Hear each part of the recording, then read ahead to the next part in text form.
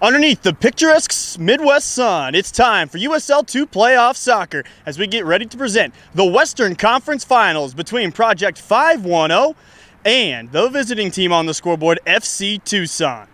Welcome into the broadcast, everybody. I'm Cody Roskins, alongside me, Griffin Leonard, as we take a quick look at our postseason bracket. Just 4 teams remain in the Peoria pod. 2 will move on, 2 will go home as we get set for Game 1 of our doubleheader here in the Western Conference Finals. Griffin, these 2 teams played a really tough road to get here. They've gone up the rough side of the mountain. They're ready to go, though. Yeah, two seeds that have fought through tough and nail into the bracket, and it seems fitting, Cody, that we're here at a fellow 2-seed Peoria City, the host for these 2 rounds, and an opportunity for these 2 teams who most probably thought their seasons would be over at this point to extend and book a spot in the national semis. Now, to book a spot in said national semis here on Sunday, Impact players are going to have to play big. Who do we got today, Griffin? Yeah, well, for Tucson, it's a team that struggled to score, but they've got a guy in James Jennings. He's going to be attacking on the front half of the pitch. He's got a couple of goals this season, and for FC Tucson, he'll be looking to get going and try to get that offensive stroke back for these boys. And on the opposite, Project 510, they've made the long trip out here to Peoria as well. They've got some Impact players as well. Yeah, well, Roberto Martinez got the start today. He's been really, really hot. 2 goals in his last 4 games for Roberto. And for Project 510, they're going to be trying to respond to this FC Tucson pressure. It's a team that's going to fight because they haven't scored. They're going to push that extra bit. So for Roberto and his team, they're going to try to answer it with everything they've got and put it all on the line.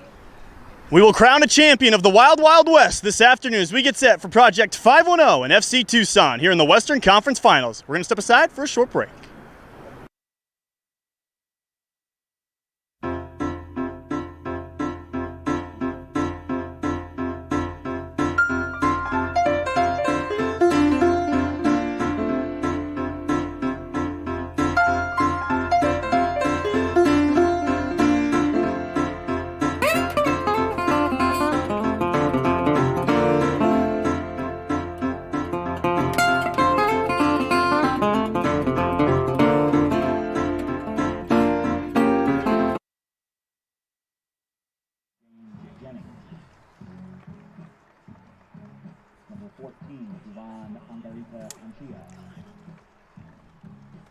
We welcome you back to Shea Stadium here in Peoria, Illinois for the Western Conference Finals between Project 510 and FC Tucson. I'm Cody Roskins, alongside me, Griffin Leonard. Griffin, it's good to be back as we're kind of up in the air about it, whether or not Peoria City would host after last match out. We were waiting for the sites, and Peoria got the nod. Yeah, Peoria gets the nod, and it makes sense. After a couple of really nice performances, a couple of really nice turnouts from the crowd, it's a beautiful stadium. They remowed the pitch, and it looks great, and couldn't have picked a better site for both the conference finals and the national semifinal. More of a less of an extreme, but meet in the middle, so to speak. Flint, Peoria, 2 teams out west as well, were any number of the potential sites, but the starting lineups continue to rattle off behind me. This is going to be a good one. We got 2 teams from out west. One team's going to punch their ticket to the national semifinal. The other one, regrettingly, will have to go home, and it's 2 seeds that, as we said in the open, took the rough way up the side of the mountain. Yeah, well, just as Peoria City did, they were the 2 seed. They were the team that wasn't supposed to maybe even progress from the first round, but they both done that. They both taken it then a step further, and it's 2 teams that are on runs, and for one of them, they've got the opportunity to do even more. For FC Tucson, it's a team that's coming off of a national semifinal appearance last season, and they're looking to punch their ticket right back there again in 2024. Run down the uniform matchup for you. FC Tucson will be rocking the all-gray kits with gray shorts and white trim. On the opposite side of them will be Project 510 out of Oakland. They will be rocking the black shirts, white shorts with it's like black long-length socks and a red keeper's kit. Not often you get to see the red keeper's kit anymore. Yeah, I don't mind it, and it's too. I mean, obviously the purpose of the jerseys at the end of the day, a lot of the kits look cool and everything, but the purpose of the kits is for identification. And I love the bright white numbers on the Project 510 kits. It's going to be easy to tell who's out there, and 2 nice clashes, and yeah, red keeper never disappoints. As you saw in the open, winner of this match will take on the winner of the second of our doubleheader between Flint City Bucks and Peoria City for the second spot in the national semifinal. these two teams will run down how they got here for Project 510 out of the NorCal division. They just snuck inside that top kind of 2 range. They actually tied for first, but due to a couple tiebreakers, ended up getting them to the 2nd seed behind Almaden. And out of the Southwest, FC Tucson was behind Ventura County, but the Fusion had a really good year. This team was close behind them. They got them in the playoffs. They beat them once in the regular season, and they're looking to try and pull off another win here in the playoffs. Yeah, well, there's a couple of rivalries that come down, and the best teams emerge, and that's the way the postseason works. And now they find themselves very, very far away from home. And it's interesting because you look at the setting here, and it almost feels like an exhibition game. The stands are hardly full at all because there's not a whole lot of traveling Western Conference fans. I mean, there's a couple Peoria City supporters here to scout out some potential opponents.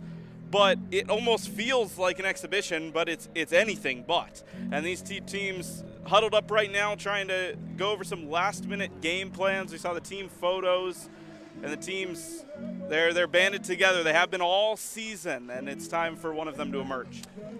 This playoffs, Project 510 took down the national champion, or reigning national champions, Ballard FC and United PDX on the opposite end of them. FC Tucson took down Flatirons FC and Ventura County.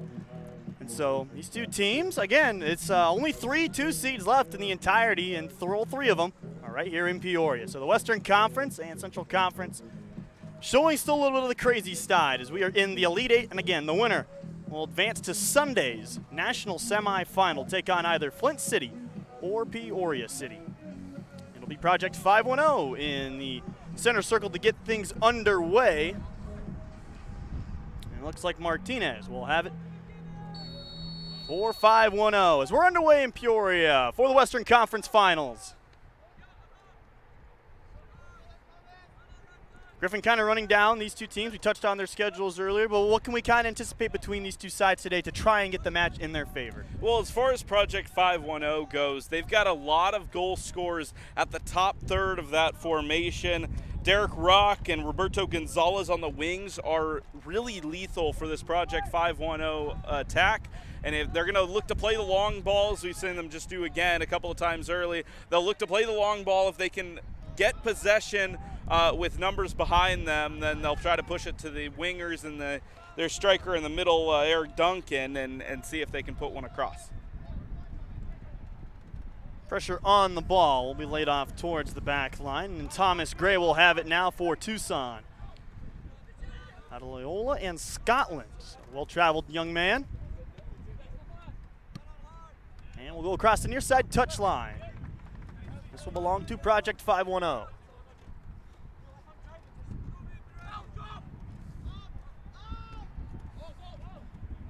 This will stick with Project 510 along the near side. And again, these two teams have really run a bit of a gauntlet. Their divisions, hard fought. Again, Project 510 technically tied with points for first place in their division. So who knows how much more different their path could have been, but they won't complain about where they are now. Yeah, it's all about the end results. And just as Peoria City will have felt that they probably could have and should have won the Heartland division in the regular season, it's a similar story for them who tied and despite that have made the run that they have, and that's all that matters in the end. The midfield. Massenoy a little out in front, trying to find Duncan. Duncan, a really tall target for this Project 510 side. He's a 6'6" forward, so brings a lot of height, versatility at that top spot in the formation. These two teams were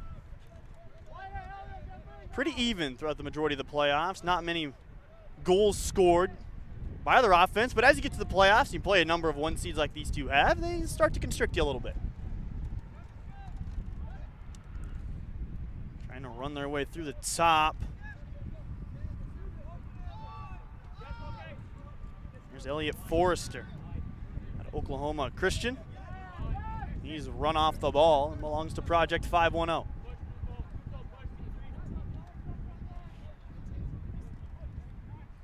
I think you'll see a lot of this in the early going, Griffin. Just a lot of maybe trying to feel out what the exact shape is. We have it down for both sides as a 4-3-3 according to Modular 11, but obviously that is built to kind of shift throughout the game. Yeah, it certainly will, and I think as we reach past the first 10-15 minutes, we'll see these teams start to get aggressive. I think FC Tucson will look to overload the right side a little bit in this match. They've got James Jennings on the wing out there, and he's a dynamic player. He's also a guy who has some experience in the stadium. He's a MVC guy playing his collegiate soccer at Missouri State, one of the conference rivals for Bradley. But it's a FC Tucson side that are going to look to push it to the wings just as Project 510 will, but perhaps a few minutes of back and forth just to feel each other out at the beginning. Continue to work around their own end. There's FC Tucson again. FC Tucson in the gray, Project 510 in the black. That one goes careening off the top portion of the stands, finds its way back out onto the field of play, and will belong for a Tucson throw-in. Something else that FC Tucson do very well that we sort of saw there, didn't quite work out in this instance, but they brought the winger in to receive the pass and pushed the midfielder on a run to try to bring in the defender to play the initial man and then try to loop it in behind them. So if they can catch the 510 defense napping, they'll be able to open up some space for their infielders like Walschek and Belmudez. As Paul Kalari couldn't quite get it there. Will be along to Project 510. Edwin Rodriguez, their goaltender today. First time we've said his name. Will dish it off.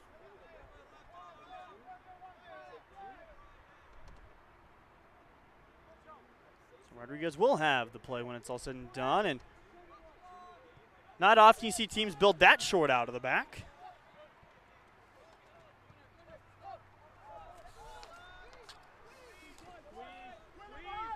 Here's Thomas Gray. Trying to get down this left wing. Snuffed out well. One back initially by Tucson. Project 510 down this right side. Nice lead ball forward. Still free. But it will belong to Conchilla. And that's excellent anticipation from Conchella because he sees the winger making that pass down the flank, and he ends up essentially passing it to himself, running on to try to chase it down on the wing, but the defender with a good insight on the ball and gets there first. And foul against Project 510. It will belong as a Tucson free kick. And Cody, for Tucson, they're going to be much more focused on winning the possession battle. As I mentioned, 510 are going to want to play the long ball, try to work inside and out on this Tucson defense. But Tucson will look to control the pace of play. They want to slow down this 510 side, and if they can push the ball along the back line, make the attackers tire out energy off the ball, they'll put themselves in a solid position. Still along this near side. Belmudez. Here's Nils Roth, and he's got an interesting story in this postseason for a number of reasons. One, because he's been the backup goaltender the last handful of seasons for FC Tucson, but after their main man in goal decided to head back to college, or more or less was probably asked by his coach to head back a little early, Roth has now had to earn all of his starts here in the postseason. Yeah, well, and Roth's done absolutely excellent. You know, it's only his third start or his fourth start today of the season, but his last three starts came in the last three matches. This is a guy that was on the squad for a while, getting training in, but never really getting comfortable in game play until the time where it really, really counts. Joao Belmudez trying to create a chance for Tucson. And I love how he gets involved. He's barking out orders to his back line. 510 trying to pressure the defensive four of Tucson off the ball, but Roth is there being vocal. He's calling for the ball back, and he seems to be pretty solid with his feet as well. Gray will take the space that is given. Lobbed in from behind, and that will be overcooked just a touch, and Edwin Rodriguez has it for Project 510. Well, I like the idea, but it's just poor execution from the defender. They're trying to reach Arneson on the left wing, but the ball's curled in toward the box, which means that the grass, and while it is natural grass, it'll slow the ball down a little bit better than turf. It would have to be absolutely perfect if it's going to amount to anything, because that ball is going to curl in toward the keeper instead of settling down at the feet of the attacker.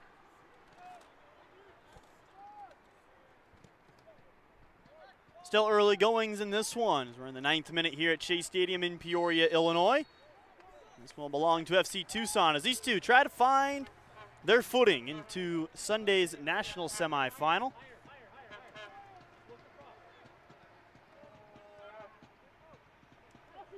FC Tucson took down their division champion Ventura County Fusion after a late goal by Lars Walczek, and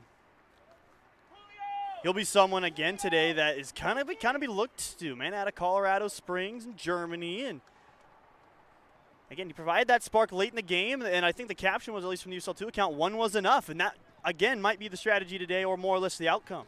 Well, and especially for these two sides, FC Tucson specifically, that haven't scored a whole lot as of late. We mentioned it earlier, just they've been averaging just under 2 goals in their last 4 games, and after seeing some of these cup ties that have been, seems like no one can stop scoring, and one of those being right here at Shea Stadium last Sunday, I wouldn't be surprised to see a lower scoring match that both these two teams will try to make the opposite. 10th minute we go here in half number 1.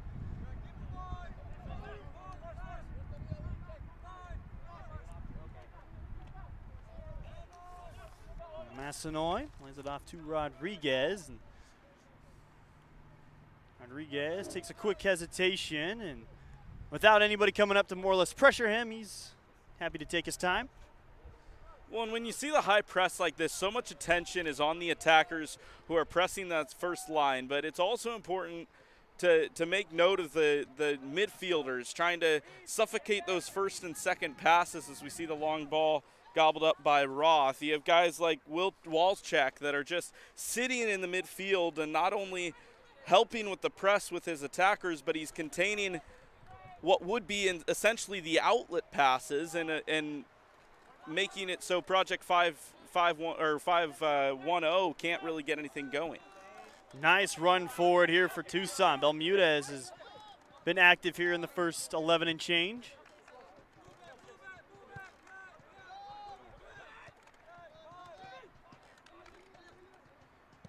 Canchilla trying to feed it in behind to Elliot Forrester. And blocked out of play by Bermudez. It will belong to Project 510.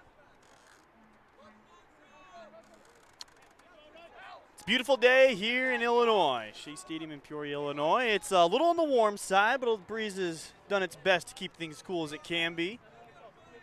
Of course, anticipate it cooling off quite a bit as we get to our second match of our doubleheader later tonight. But in the meantime, these two teams, I'm sure, will give us a great contest. And foul against Project 510.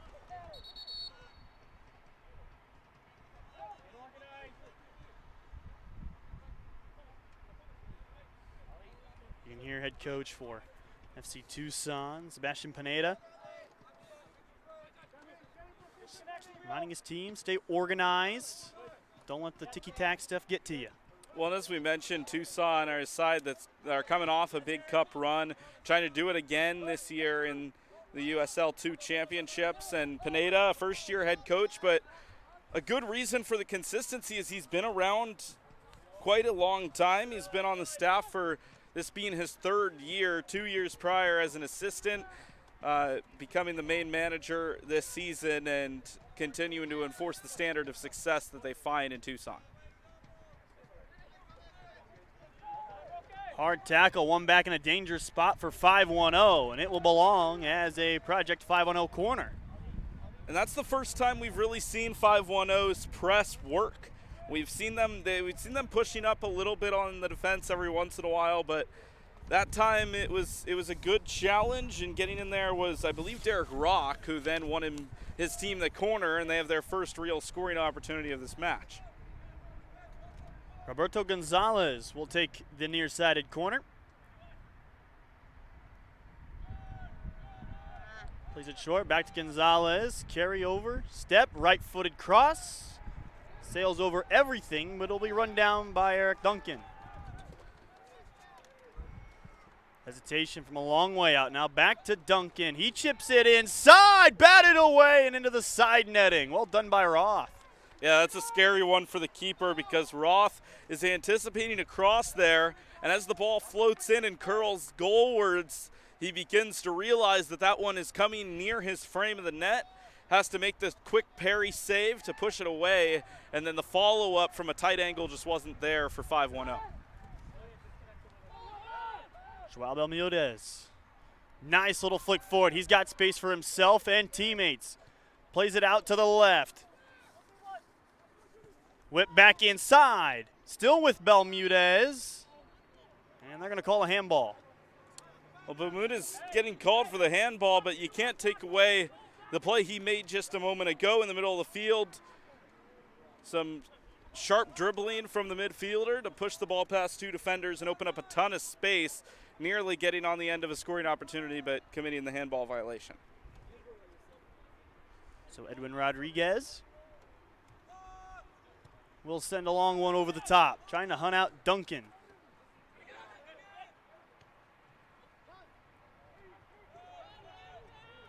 Masinoy plays it forward. 5-1-0 with some numbers. Played through the back. Chance for the team, and it's in the side netting. Nearly put in by Julio Martinez.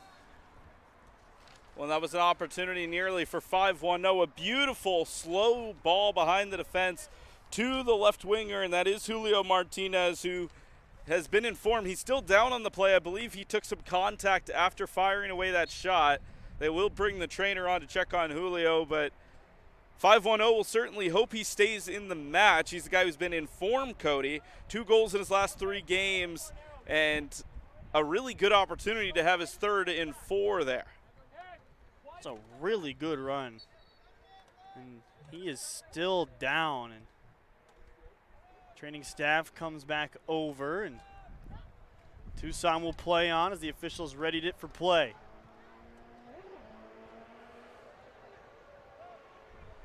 (5-1-0) coming back down this way. Not a ton of numbers, but you can see how technical they are. They don't need to necessarily have numbers with them to create an opportunity, Griffin.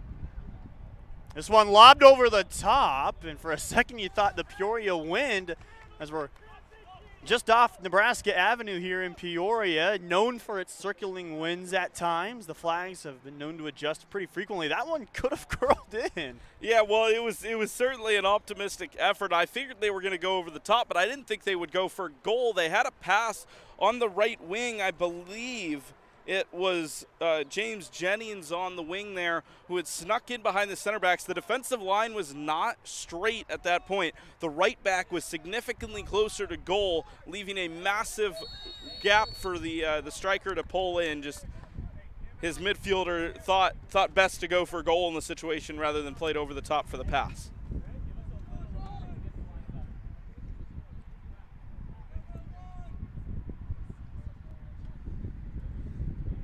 Masinoy out of Berkeley High School. Got us underway as we're in the 17th minute here at Shea Stadium in Peoria.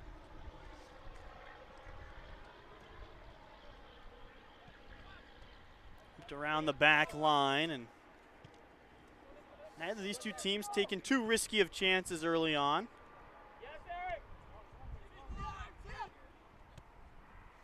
Ila Alexiev lays it off.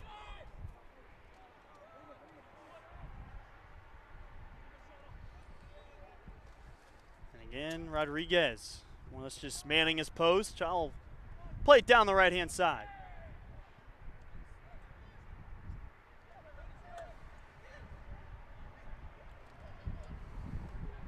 Well, it's such a good job by the FC Tucson midfield. You can see the wingers kind of shift back where they're almost playing a 4-5-1 on defense and then pushing the wingers up for attack, where they just completely just barricade that midfield line, where it's either you play it over the top or you play it back to your defenders and try to spread out the defense once again. Masinoy Takes it for a little bit, tries to curl one in behind. Chance for Project 510, and Duncan put it wide left. Derek Rock had the feed in, and Duncan had it on the doorstep but slipped. And that is just an incredible miss from this 510 offense. A nice diagonal ball that curled just right onto the foot of Derek Rock, who played a very simple, but it's a pass he's got to get perfect, and he put it right on the foot of Duncan, who just pushed it wide left to the far post. And it's one he will want back. He had so much of the goal open, it looked like it should have been 1-0 for the Oakland side. I should say, when I mean he slipped, it looked like he caught it almost in half stride. He didn't quite get his foot all the way squared up, and in that half stride with the right foot kind of swung it wide. Well, and it almost looked, Cody, like he was taking it like it was just a tap in. There just wasn't a whole lot of force behind the ball. He kind of let the momentum of the ball dictate where it was going to end up, and in this case, it ended up wide.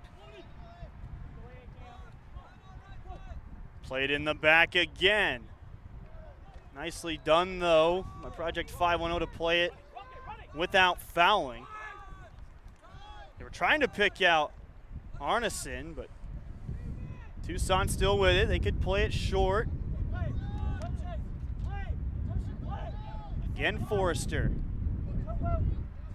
Does get it to Arneson. Turns. Belmudez chipped inside, and the offside flag is up as it sails into the pines. Yeah, well, it ends in offside, but Tucson looking very good there with the short passing. There were so many bodies clustered up on the near side here by the left side corner flag, and it looked for a moment's time that there was just nothing they were going to be able to do to break out of it. But a couple of quick passes worked the ball back to the middle of the pitch, and just a slight mistiming from the Tucson attack. Otherwise, they could have been in on goal. Rodriguez distributes to the far side.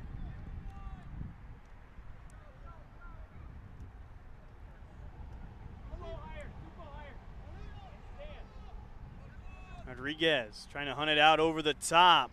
Trying to hunt out the speedster downside the field, nearly inside the penalty area, as FC Tucson for a moment nearly got called for the foul. Yeah, I feel like that's one of those where unless the contact is egregious, it's never going to get called. The ball was possessed by Tucson, and they're heading it back to their goalie. It would have been, if anything, a foul off of the ball, and it doesn't make sense for the referee to blow the whistle in that situation unless it's egregious. Again, back out wide. They've had success from this area of the field. Fakes the cross in, plays it short. Julio Martinez. Back to Gonzalez. He'll go low, flicks it inside. Duncan, and just not enough velocity on it as Roth easily corrals it. Yeah, well, and Duncan did a well enough job just to get to that ball. The cross was behind him, and it's so difficult to contort your body and put that on frame, but the tall striker did that. It's just leaning away from the goal and having to just throw your shoulders into it, essentially. Just impossible to get enough power on the header to challenge the keeper.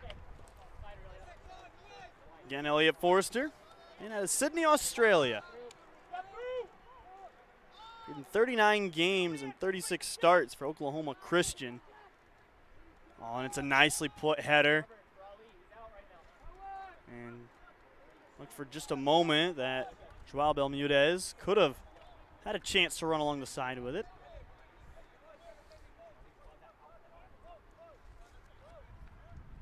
So we get near the halfway point of this first half. It's about 22 minutes elapsed here in Peoria. Again, a spot in the National Semifinals on the line here in the Western Conference Finals. Winner will get the winner of our second match between Flint City and Peoria City.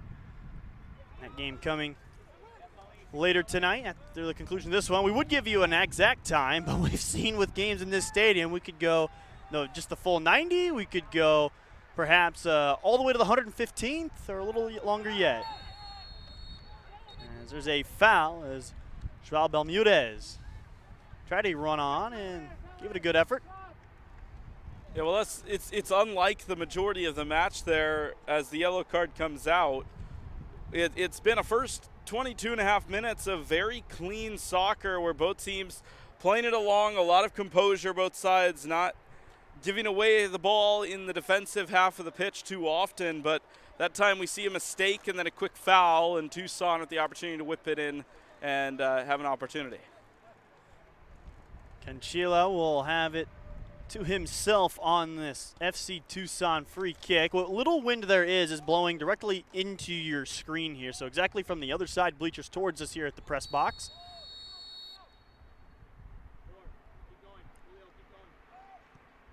Not a bad service, flicked away by 5-1-0. And this will be a throw-in for FC Tucson. And it was interesting on that free kick because it looked like only one or two of the Tucson players are actually trying to get to that ball. The service in was kind of just shunned away by most of the side, potentially looking for a header back across for a finish, but it just wasn't there as the header's cleared away by the striker. Long throw in towards that front post. It's still free. Belongs with Tucson. Shot put on, blocked out of play. We'll have it again for a corner for FC Tucson.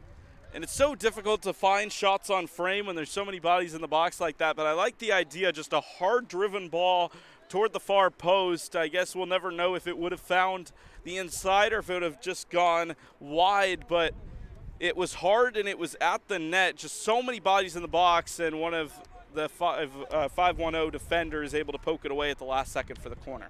Near side corner for Tucson. Driven towards that back post. Rodriguez goes down, and an easy call for the officials. And that looked like perhaps Ellis Jones may have come down on his back for FC Tucson. Hopefully he's okay. Yeah, well, and it's such a difficult play because Edwin Rodriguez in net is coming out to claim that ball. But, of course, no one is looking at each other. They're all looking up at the ball coming through the air, and bodies collide. It was a scary, scary fall for the keeper, who I'm honestly surprised, Cody, popped up as quickly as he did compared to the one who ran into him. But Rodriguez appears fine after going head first into the ground. And resume play. Edwin Rodriguez. And a foul against Project 5-1-0. And see the official and wanting to have no more of that kind of contact.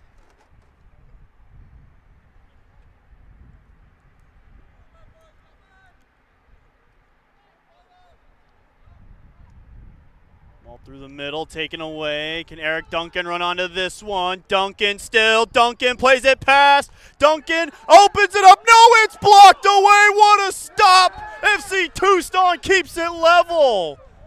That is absolutely incredible, Cody. You have Eric Duncan, who gets through, pushes the ball past the last defender of Thomas Gray, and coming out outside of the 18 was Roth, putting himself in a helpless position. Calmly, the attacker dribbles around the keeper, and at the last second, Tucson slide in and keep this one scoreless. Duncan was wheeling away to celebrate. He thought it was in, but it's still 0-0. Near side corner. This game has no right to be level after that attack and then recovery effort. Ball played on, and a foul in behind for Project 5-1-0, and they'll go quick, and the official wants to have this brought back. Yeah, I think he's making sure that, and I believe that is Thomas Kamier that's going to get the yellow.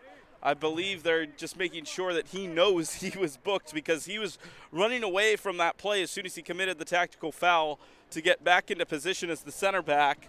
But our referee bringing it back to halt to make sure that he can accurately assess the booking. 28th minute. Again, if you're just tuning in, Cody Roskins alongside me, Griffin Leonard, as it looked like for all intents and purposes that Project 5-1-0 should be leading this game 1-0, but a heck of an effort by the defense for Tucson, curling it in after Roth, who's typically the backup goaltender, was beaten. Now Roth, out of his own end again, will play it up the near channel. Ball still free and owned by Project 5-1-0.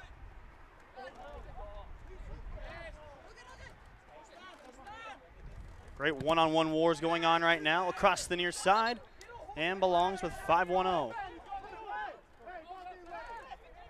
Well, and even if they didn't convert that scoring chance, there's still a lot of good things to be taken from the scoring chance. It's completely altered the dynamic of play. Project 510 looks so much more confident on the ball. They're winning these midfield battles now, something that they were not doing in the opening 15-20 minutes.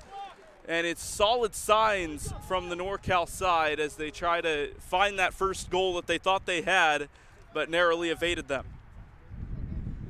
Ball over the top. Kind of gets caught up in the wind just a bit.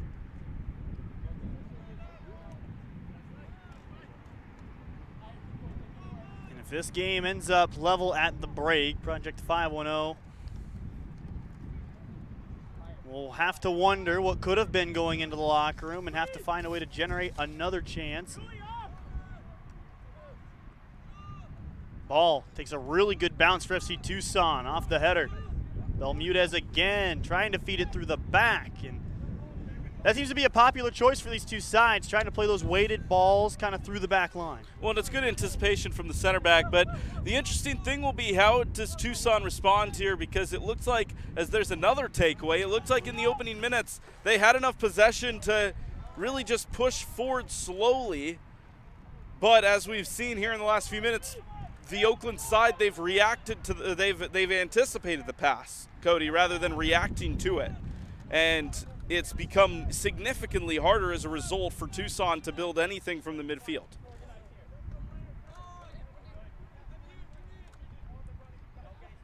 Thomas Gray. That was the captain, Canchila.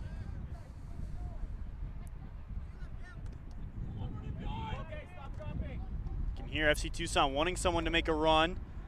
Big run through the penalty area and will result in a FC Tucson corner. Well, it's a good sliding challenge in the end from Alexeyev, who's there to save the day after the quick run in from the striker. But I think what Tucson will want to see a little bit more here in the last 15 minutes of the first half is just some more creativity. They're going with the simple ball, and that is what 510 have done a good job of seeing and defending here in the last few minutes. If they can be a little more creative, they might be able to find themselves in behind. A lot of bodies towards the back post, so a lot of room for options in terms of cutting to the front or near side.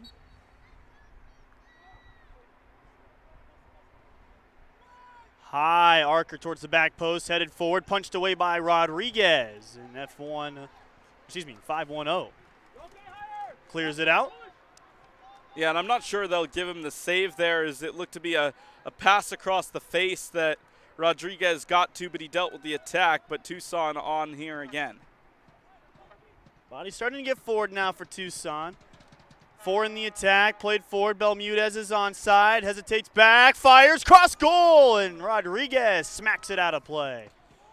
Well, and it's Will Arneson who's putting his hands up on his head after that one. He had made a beautiful crisscrossing run into the edge of the 6, just in between the 6-yard box and the penalty spot. He had his hands set for a just pass and a redirection, but instead they went for goal, and the save is made by Rodriguez for the corner. Far side Tucson corner. Haven't taken advantage of many of these yet. Line towards the front post.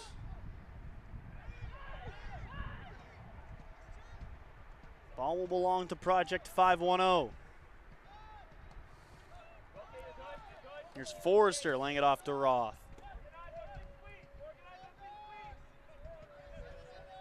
Again, these teams really swapping a punch and counter punch, just kind of feeling each other out as we're beyond the 33rd.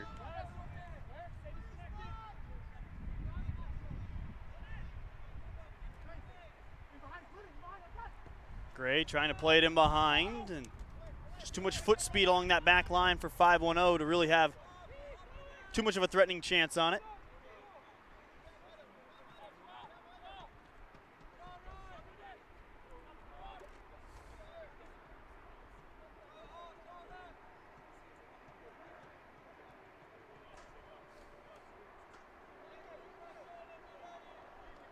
Rodriguez lays it off, and We haven't seen a ton of real threatening attacks from 510 since that Eric Duncan goalless drive.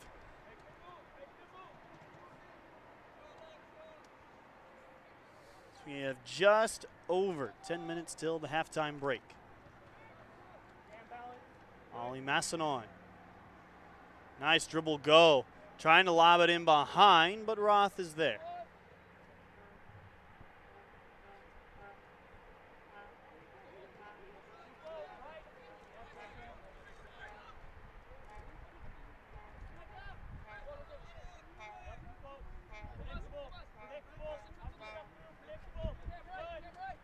Gray laid it off to Roth. And this one sent down the far side. It will dance along that far-sided touchline. Well placed to James Jennings, and it will belong to FC Tucson.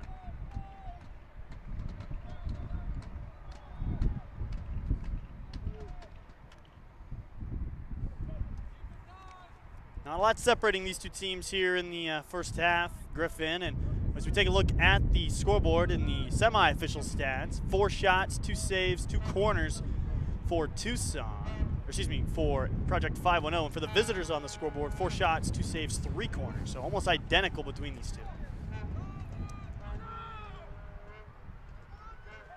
Art Duncan.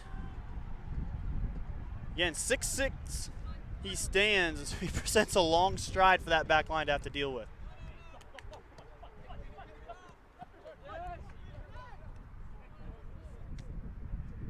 Elliot Forrester, he's dispossessed. Julio Martinez. Martinez still lays it off. Rock outside again. Gonzalez whipped inside. And it will belong to Project 510. We're seeing a little bit more of a move from Julio Martinez, who is trying to just will himself into the pace of things as he finds himself on the ball at the top of the 18. Had a chance, maybe if he could have caught that a little cleaner on the first touch. Instead, it's Roth with the possession, and now FC Tucson try to find a way out of their own end.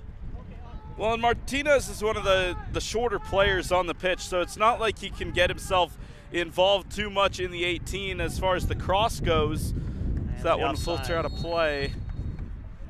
But offside flag was up there. Continue, Griffin. Sorry. Yeah, I was just going to say Martinez is going to try to find some space on the ball, try to create some space. With the lack of height comes a little bit of a quickened pace for the player. And the midfielder, if he can open up some space for his attackers. I know Duncan he hasn't forgotten about that chance earlier, Cody, 10 minutes ago. And Duncan will want another one. He'll try to open up some space for himself if Martinez can find some for him.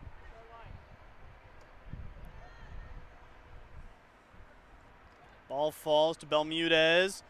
He's able to evade and continue his run. Options out left, gets it there. Arneson forgot the ball for just a moment. Tries to pivot back. Arneson continues to drive on. And officials say no foul, play on.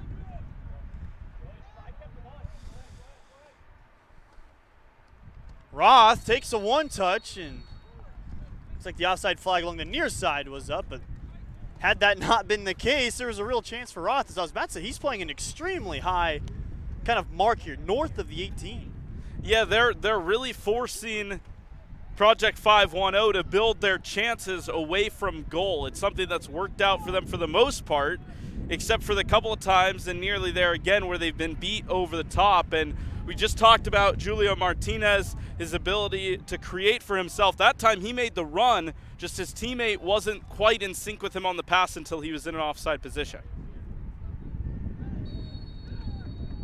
Foul against FC Tucson. It was well defended on the advance from Paul Kalari.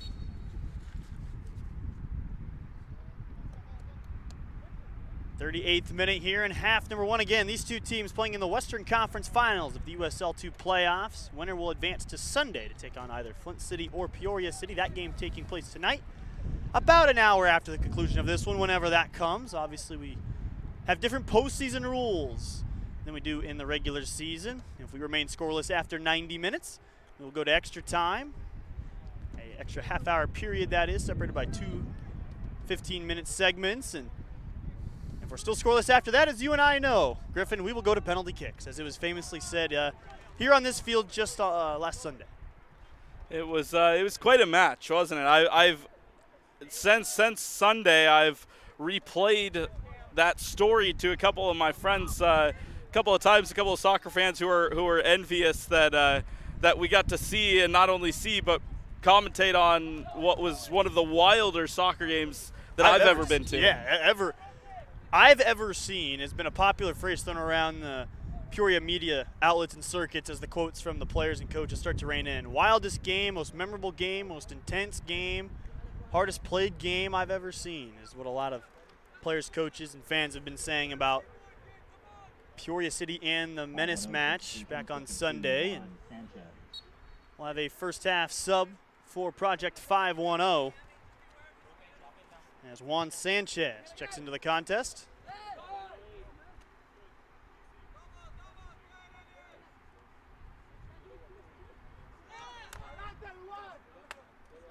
Forrester trying to scan for some options.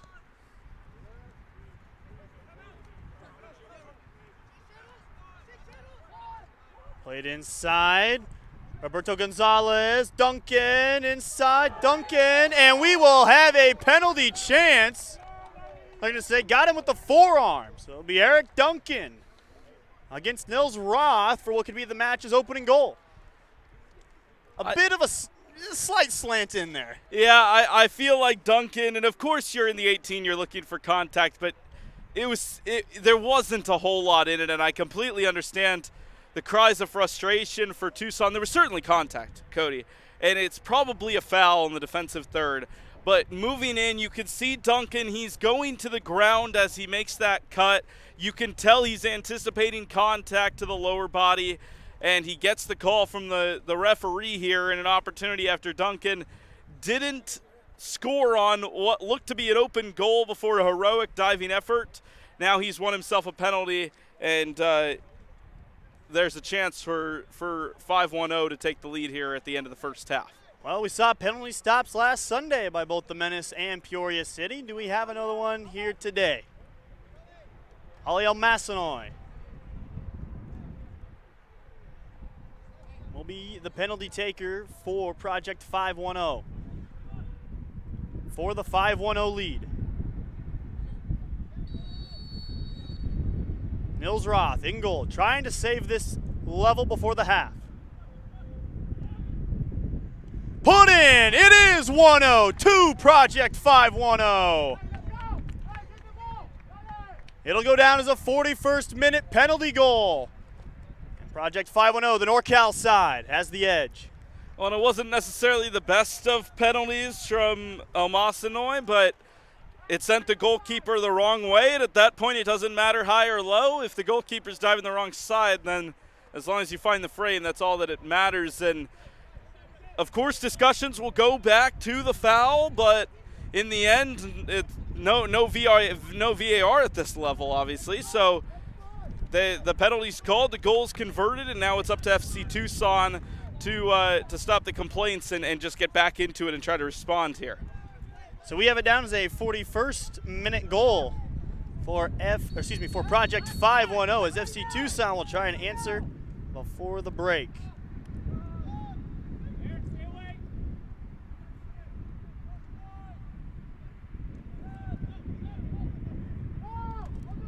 Laid off to Rodriguez. Ball over the top, trying to find Julio Martinez. Excuse me, that's Juan Sanchez along that left side now. Just about 3 minutes before halftime. Again, just tuning in, Project 510 takes the early, I should say early anymore. We had the early opportunity for them off the Duncan miss, and late in this first half, off the penalty make by El-Masanoy. Scored in the 41st minute on the PK by number 45, Ali El-Masanoy. And another hard foul. This will be a yellow card against FC Tucson. So a free kick here before the break in a semi-dangerous position. Yeah, well, and that's just teammates coming to the defense of teammates there, as we see what looked to be a difficult challenge and going down. I believe it was Walczek that went down initially for the Tucson side, and then after 5-1-0 had won possession, we see Cancella come in and wipe him out, which of course draws the yellow card, but at least gets some sort of consolation for his teammate who is still on the ground in pain. Ali Almasanoy comes over the top. Now on the right side, if they choose to play it short, is a very tight, bunched up formation just on top of the 18. Three-man wall for FC Tucson. Headed towards Duncan, still free. Chance to break out here for FC Tucson. They've got some momentum forward. Going through the midfield, but taken away by Gonzalez.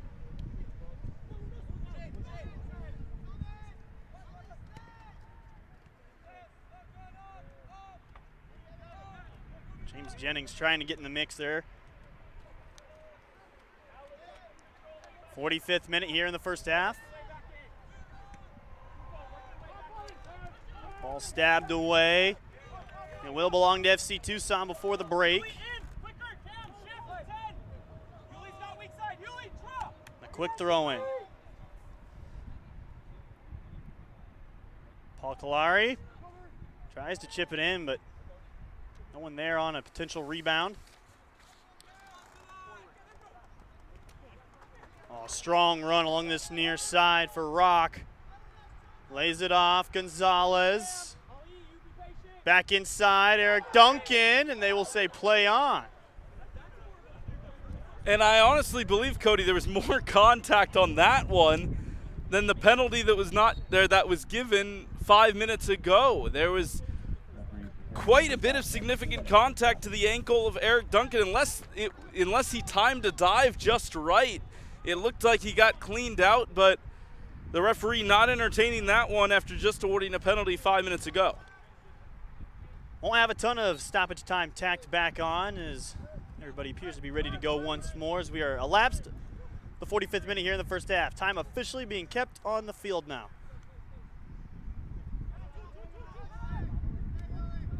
Along this near side, out to FC Tucson. Conchilla. Gives it away in a poor spot, laid off. Cam Wilkerson decides to distribute.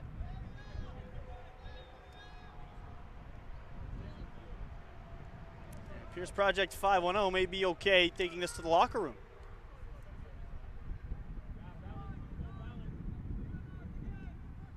Hesitates, finds a little bit of open space. Puts on a shot, Roth denies it.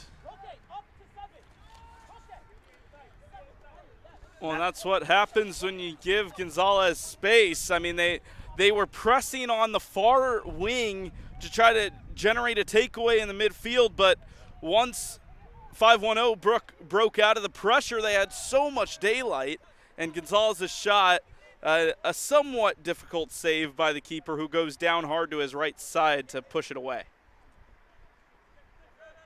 Elliot Forrester. On the near side. Alexiev gets it up to Rock, now to Duncan. Space in the midfield. Cam Wilkerson lays it off. Loads up, dribbles inside, play on. And we will have the halftime whistle as we've reached the end of the first frame of this match. It's 1-0 in favor of Project 510. Griffin, it was an up and down at times first half, but for the most part, both teams kind of picking and choosing their chances. Yeah, and I'll be honest with you, Cody, I figured we were going to go scoreless but into the 45, but a penalty kick awarded in minute number 40 and converted in minute number 41 for 510, who find themselves in front here in Central Illinois. Again, these two teams playing for a shot in the National Semifinal on Sunday here at Shea Stadium. They'll get the winner between Flint City and Peoria City. For the time being, we'll step aside for a short break as we get you ready for the second half.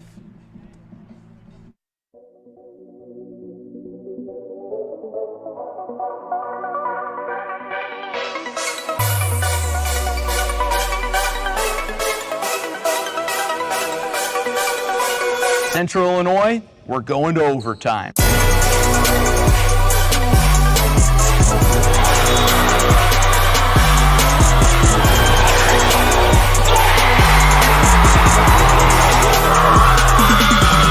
After 4 years of preps coverage in Central Illinois, Clutch Sports Media is ready for a new era. CSM Overtime. What is CSM Overtime? We're going beyond the broadcast to give you in-depth coverage of your teams, Your stories. Your stats and standings. your highlights and action shots.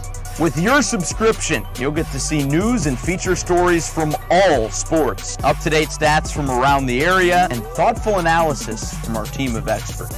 As for our broadcast and social media coverage, it's only getting better. With your support of Clutch Sports Media Overtime, we'll continue to grow our free broadcast coverage with more sports, more games, and more innovation. And thanks to our partnership with Too Efficient Media, your social media feeds will be filled with Central Illinois' best sights and sounds. CSM Overtime will also give you access to full galleries from some of the most talented photographers and videographers in our region. As the new season approaches, it's time for more. More action, more stories. More coverage of all Central Illinois sports. It's Clutch Sports Media Overtime.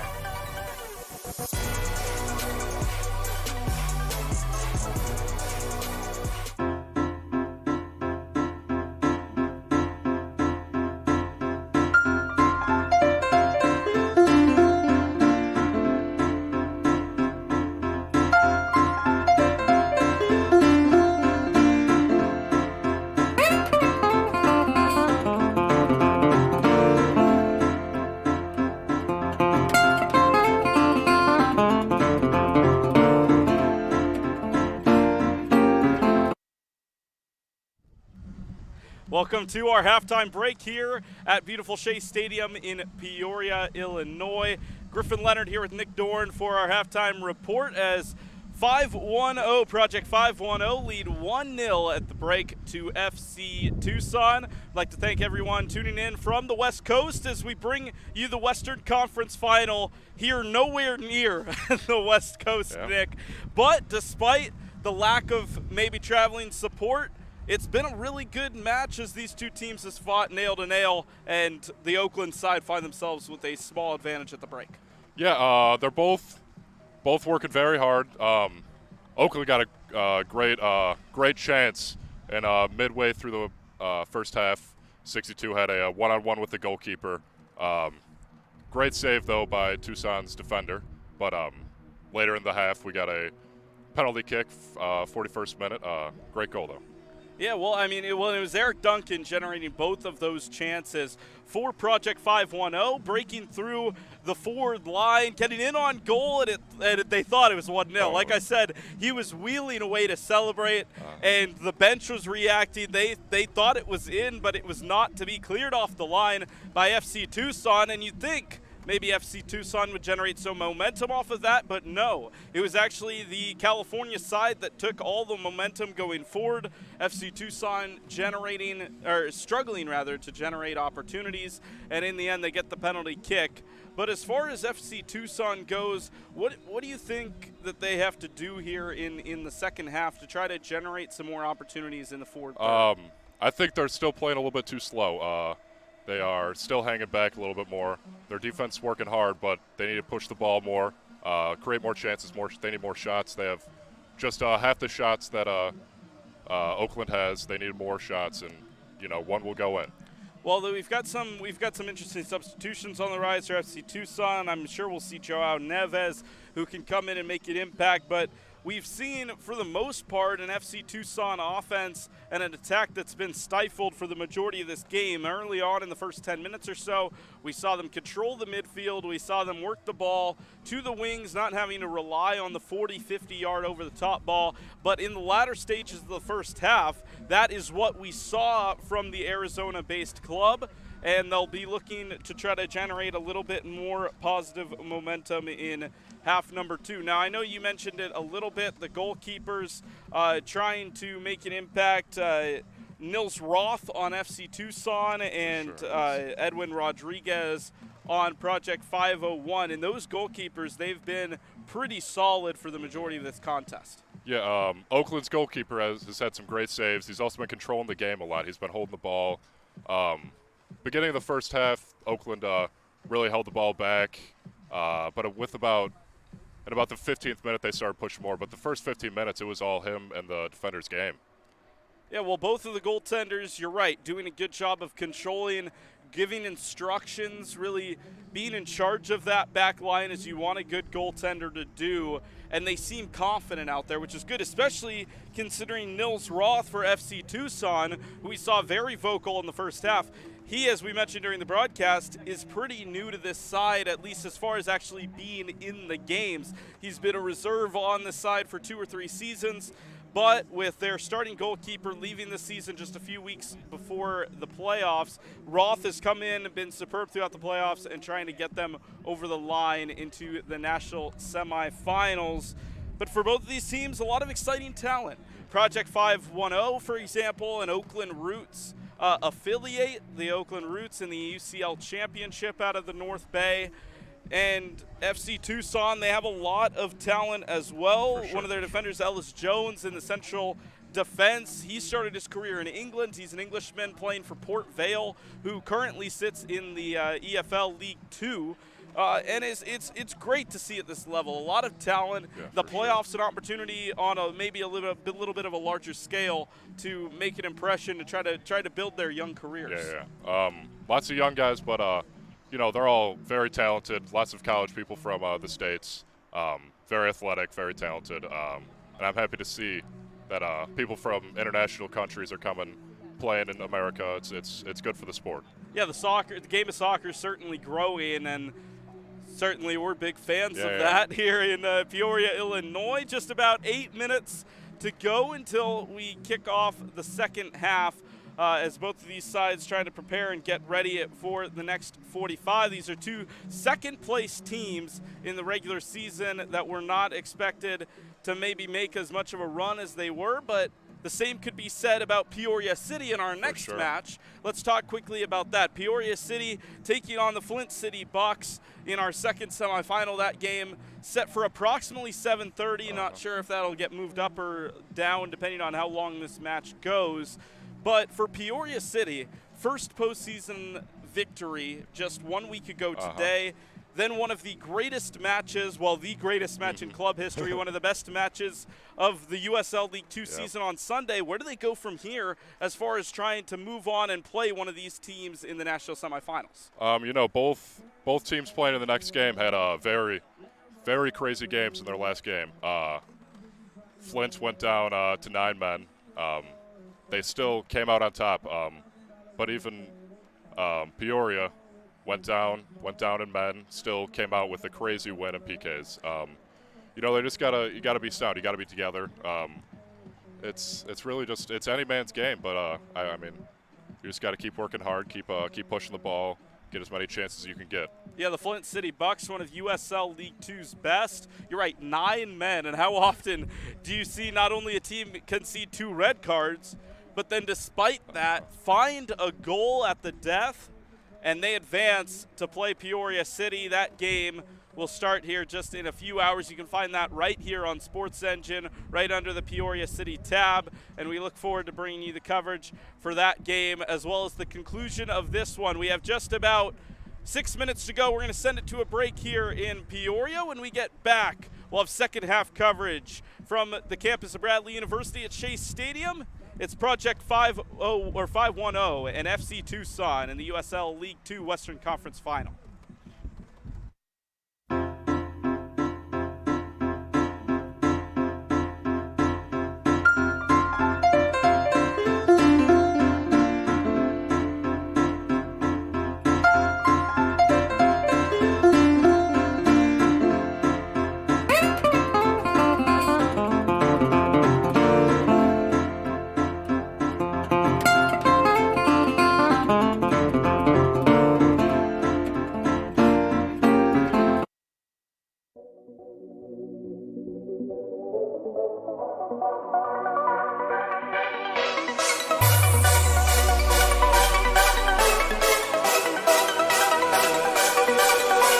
Central Illinois, we're going to overtime.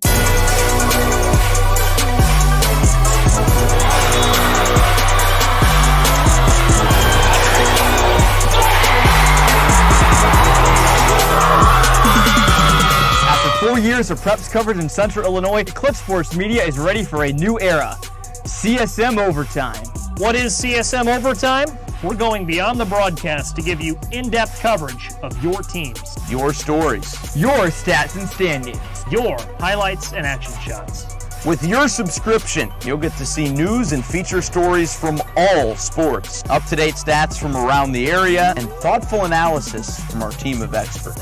As for our broadcast and social media coverage, it's only getting better. With your support of Clutch Sports Media Overtime, we'll continue to grow our free broadcast coverage with more sports, more games, and more innovation. And thanks to our partnership with Too Efficient Media, your social media feeds will be filled with Central Illinois' best sights and sounds. CSM Overtime will also give you access to full galleries from some of the most talented photographers and videographers in our region. As the new season approaches, it's time for more. More action, more stories. More coverage of all Central Illinois sports. It's Clutch Sports Media Overtime.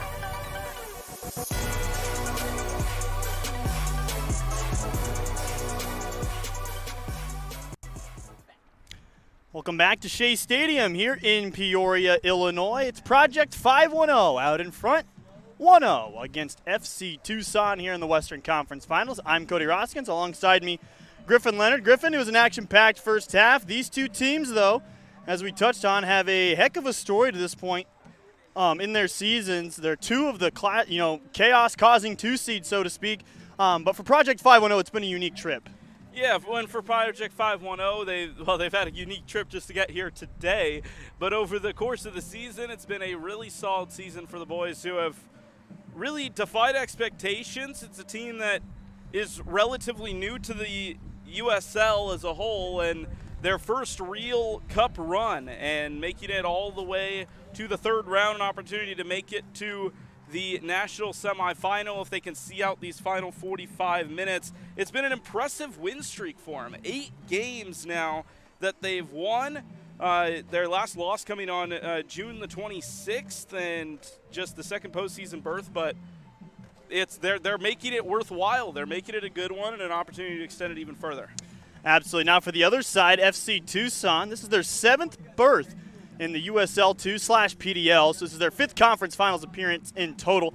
Finished second in the Southwest Division, 26 total points. They had a very good mark against Ventura County, 2 goals or less in 4 straight matches.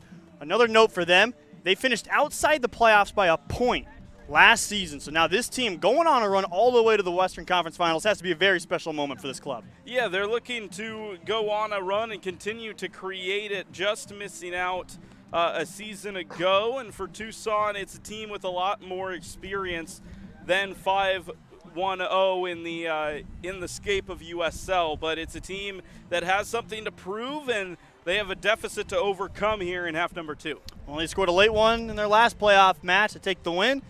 It might take a similar effort here in half number 2 to try and force the draw. Again, here at the break, Project 510 leads FC Tucson 1-0 as we get ready for the second half action to commence. Both teams starting to trickle their way out of the locker room. We see behind us here FC Tucson will be the first team to be out on the field.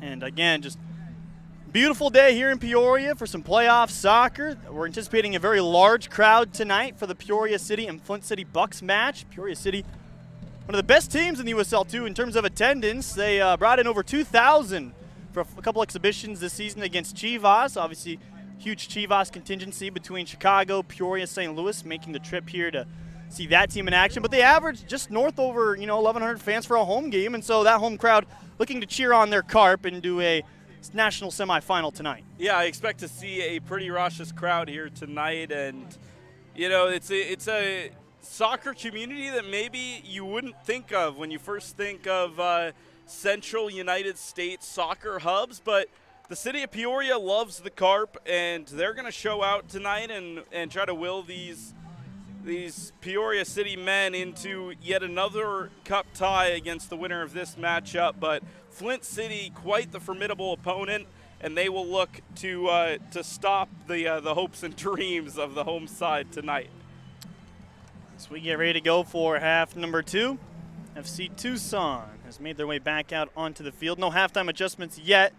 Doing a read off the card situation for you after the first half. Walczek and Conchila both with yellows for FC Tucson. Project 510, Camier is the only one for them. And so as we wait for the Oakland side, maybe running on the West Coast time zone here to get out of the locker room, it's going to be a good one in the second half. You can kind of feel the energy that both teams had toward the end of the break after that goal by Project 510. Tucson had some chances to break down this end, couldn't capitalize on a few corners.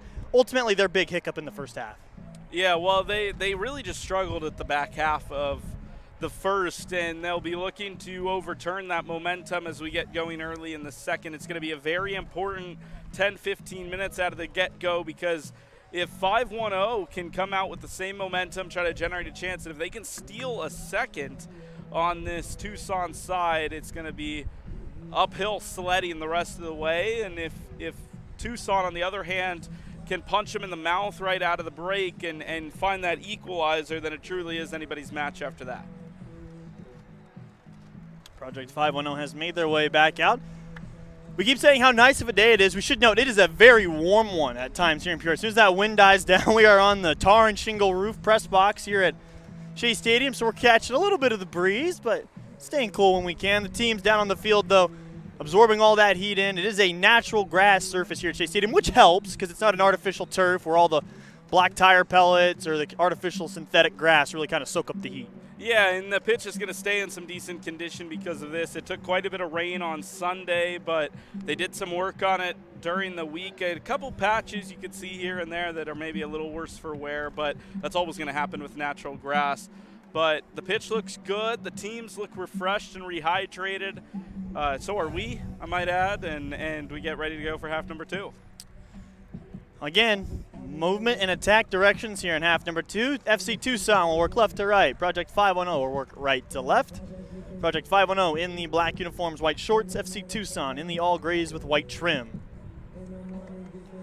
Little work on, little maintenance on the net hook for FC Tucson's end, and nothing too worrisome as we are ready to go here in the second half, and it'll be FC Tucson with the second half kickoff. As we get ready to break this 45-minute period, we'll run down another quick segment of the stats for you. 6 shots, 2 saves, 2 corners for Project 510 for the visitors on the scoreboard. FC Tucson, 4 shots, 3 saves, 3 corners.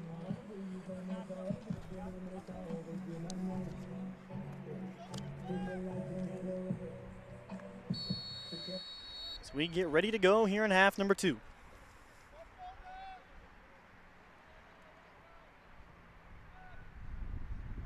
Going over the top, and it was well headed back. It will belong to Tucson. Well, in Tucson, Cody, are going to try to put pressure on early in the second half. They will obviously be disappointed, and I'm sure that the manager, Sebastian Pineda, will have given his boys a stern team talk in the halftime break, try to get some fight out of his men and try to push for an equalizer early here in the second. We'll see if they can try to find some possession and put some pressure on the back line of the Oakland side. 510 has it. Ball falls in kind of a tricky spot. Belmudez is going to try and win it back for Tucson. Ball played up this near channel, and it is taken away. Well done by DeAndre Pickett.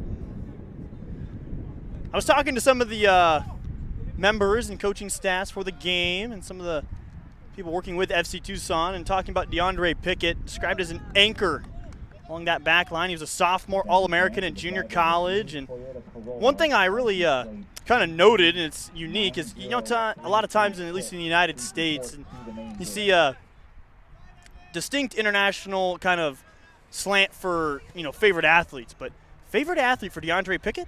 LeBron James, according to his college bio. And that's certainly interesting. You'd think a lot of them would be some sort of soccer player. Soccer player, you know, a Messi, a Ronaldo, and Mbappe. But maybe if he's defender like maybe Trent Alexander-Arnold, you know, Serginho Dest, but LeBron James, I'd love to see LeBron take on the sport of soccer. Chance for Tucson through the advanced position, chipped back post, still there. Arneson puts it back inside, and there was nobody home. And that will belong to Project 510.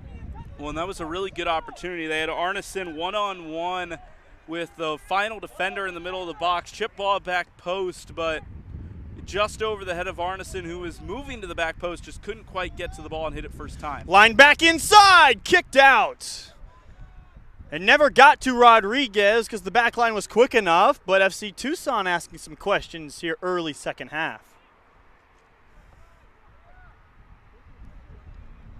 That was a fair cross from Kalari, is normally figured as a very physical presence in the forward position, a central striker more or less, but a fair service in. Yeah, and it's a very dangerous start of the second half for this Tucson side. It's exactly what they will want, and the only reason I won't call it perfect is because they haven't found the equalizer yet, but the road they're going down, they can continue to put pressure in the 18. They will have a good opportunity to find that.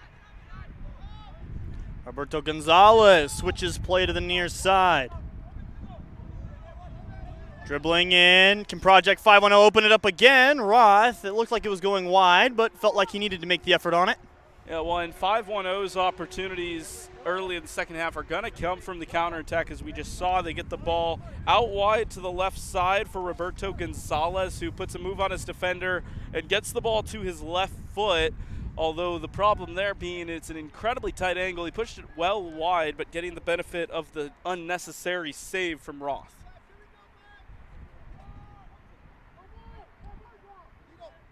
Played short, put back in, and that nearly dribbled under Roth. Still there. Headed down and still free. Tucson just trying to clear it out of their own end, and will do so.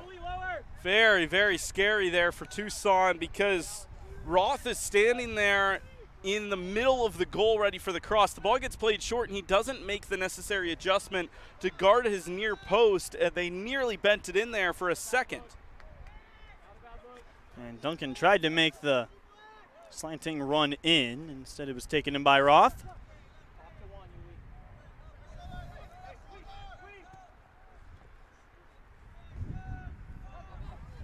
And nobody making a run along the near side, and nothing too dangerous after the header.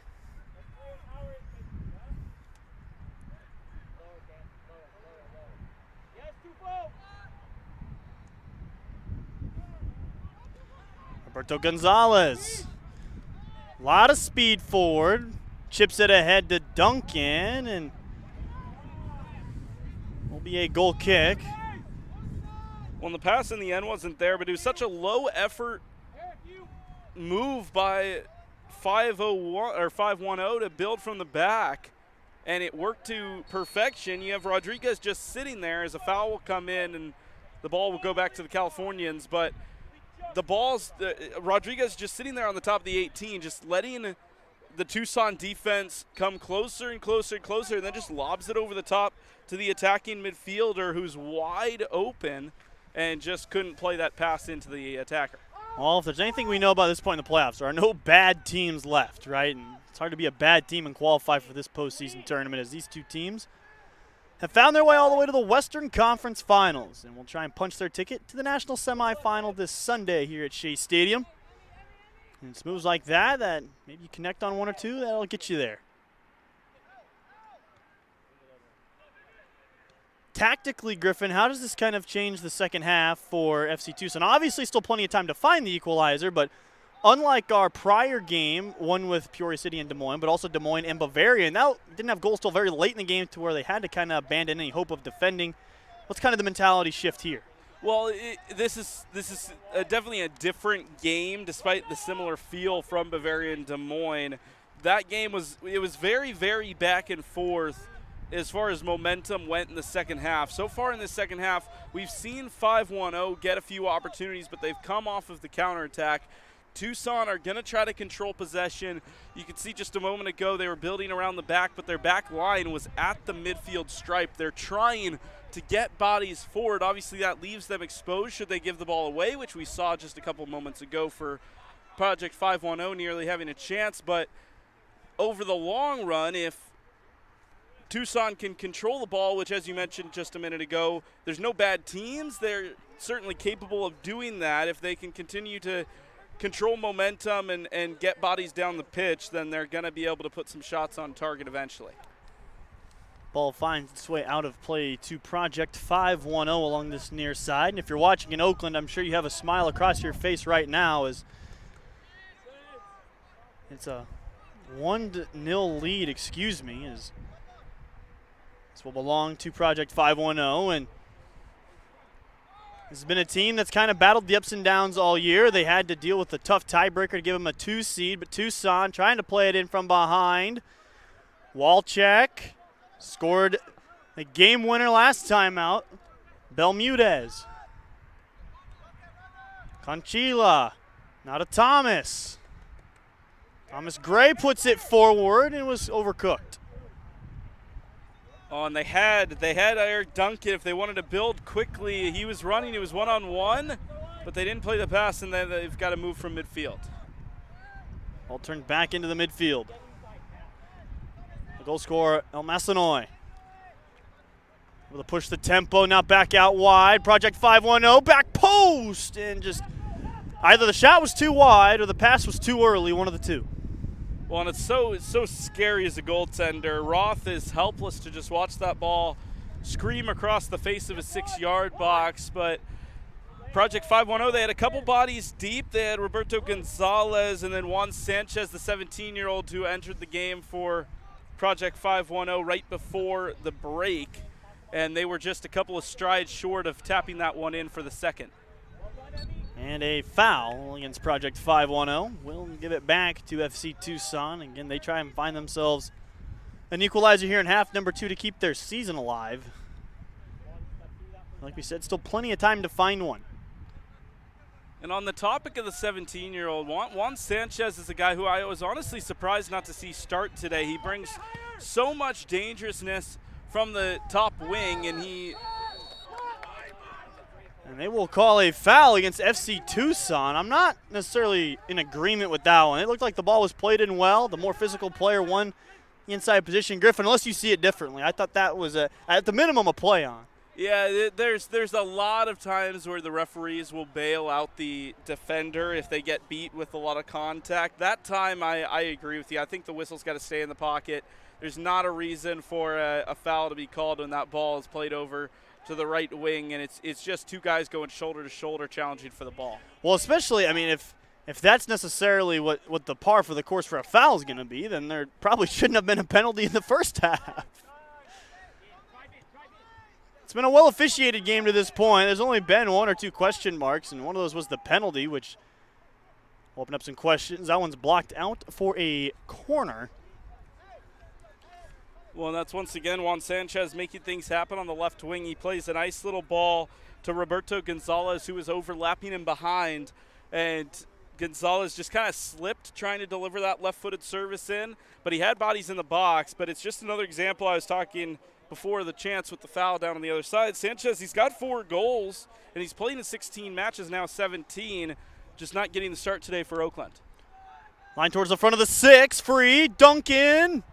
Turns, blocked out of play again. It will be a goal kick for FC Tucson. Well, Duncan kind of just throws his hands up in frustration after that one. He took a poor touch that pushed the ball to the end line. He would have wanted it down at his feet to be able to put a quick shot on, and then trying to push it back into the middle, crossed it off the defender, back into his chest and out of play, so he didn't even win a corner kick after all the trouble. And it's been a fairly unclinical day for Duncan. He had the 2 opportunities in the first half, one where he spit it just wide in the opening 10 minutes or so, and then around the 20th when he thought he had everybody beat, but the play in from behind for FC Tucson saved another goal. So it's been a frustrating day for him so far. It's been a frustrating day, but it's also important to note that he's winning. He's winning, and he won the penalty for his side in the first half. He's not necessarily had the finishing quality that he expects of himself and his team expects of him, but he's been able to make himself a presence in the 18 and cause defensive mistakes as showcased at the end of the first half.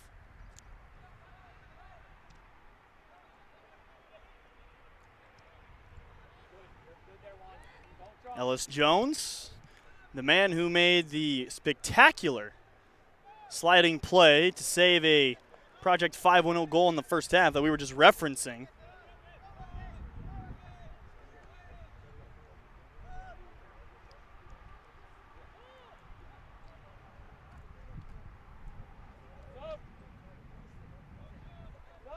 You see, as the substitution will come in, Derek Rock kind of just letting that ball go. I would have liked to see him play it down. He had the time and he had the space to cruise into the right wing had he kept the ball from going out over the touchline, but he lets it out.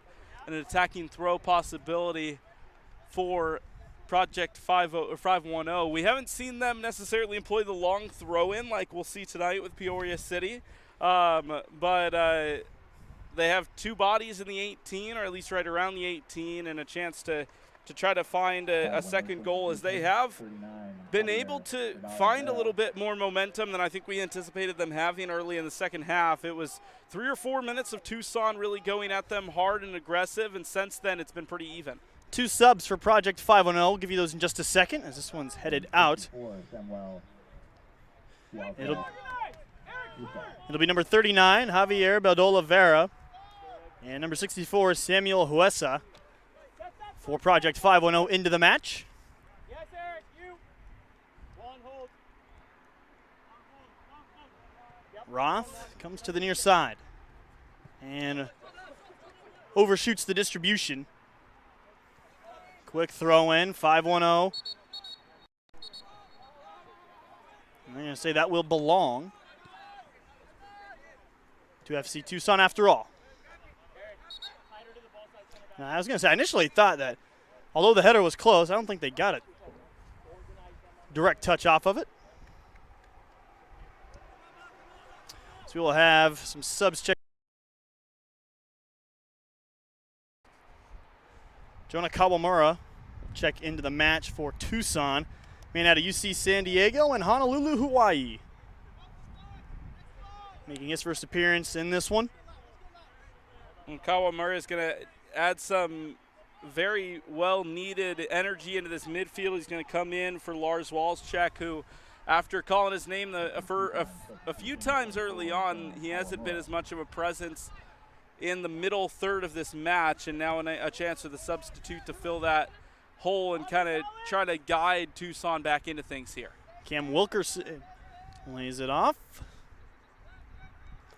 60th minute here in the second half. Again, one of these two teams will find themselves in the National Semifinal. The other will take a long trip back out west and have their season come to a close.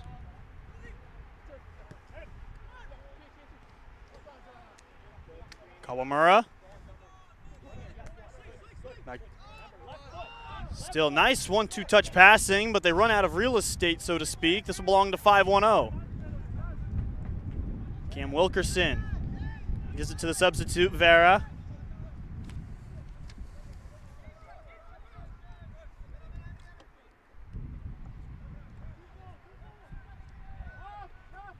For the few times this half, Rodriguez will have to make a play with the ball.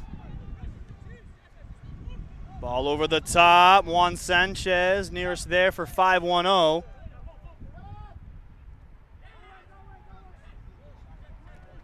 And it will belong to FC Tucson.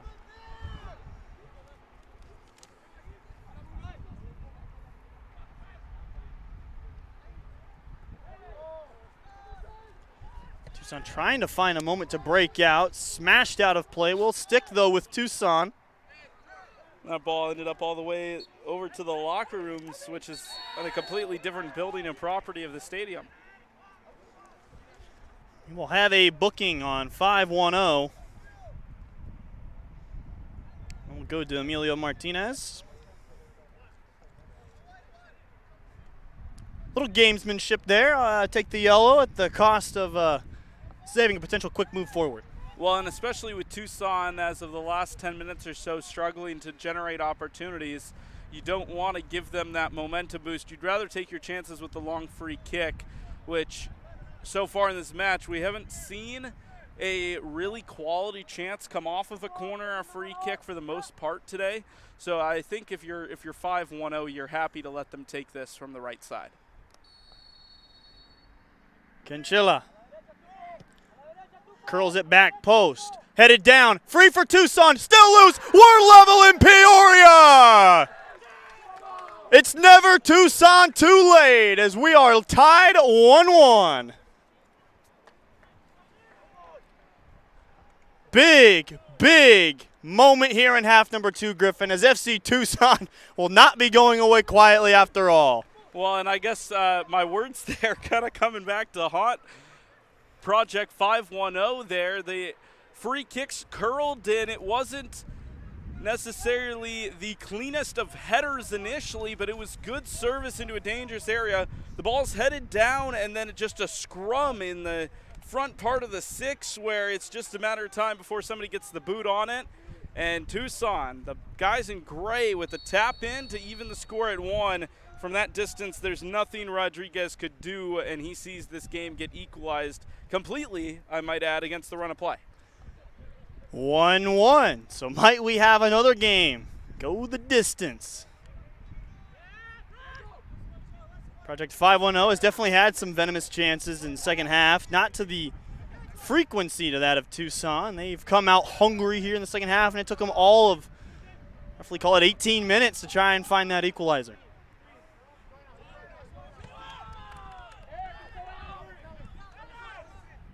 That will officially go down as a 62nd or 61st, depending on the official score. I have it down as a 61st minute goal.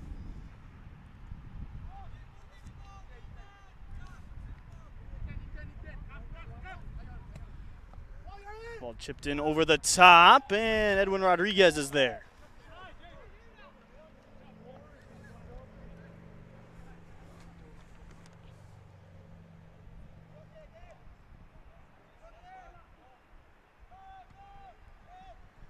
FC Tucson goal scored in the 63rd Long minute ball. by number 9, Paul Caleri, assisted by number 5, Thomas Gray. So the official scoring for that goal will be a 61st minute goal by Kalari, assisted by Thomas Gray. That's how they have officially scored it here in Peoria. Pass under serve, 5-1-0 with a chance to get forward. Juan Sanchez. And we will stop play for an injury. Yeah, it's just bodies coming together on that challenge. Project 510 slid in, and I can't quite tell who that is down on the play. Is it Belmudez who's down? It looks like it may be the right midfielder. Yes, it is, who's just kind of shaken up after getting caught with the boot after the tough challenge.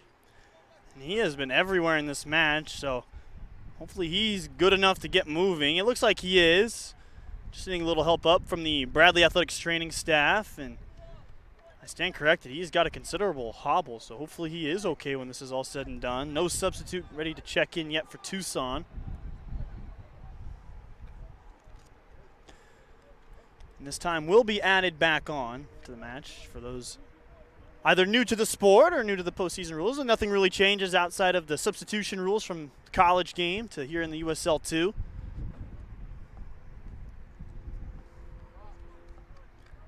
He will make his way off under his own power for just a bit to get checked out, but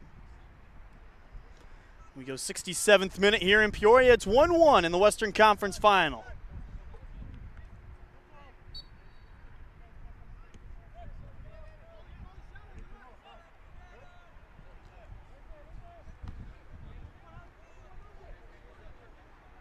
Edwin Rodriguez, just moments after him and his defense give up the equalizer, will try and build from the back, which they've been better of here in half number 2.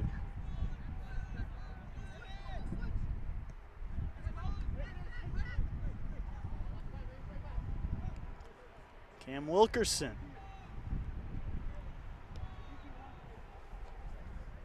Rivera switches it to the far side. All right, back to Wilkerson. Eric, across the line. Wessa gets it right back. Trying to go in behind. It's an okay first touch from Rock. Rock will carry, lay it off. Wilkerson loads up, fakes inside, and maybe one too many touches. That shot stopped by Roth. And it was quite the interesting attack there. Rock pushes it essentially to Wilkerson, who I thought was going to tee it up on his right foot. He had the space to curl it in.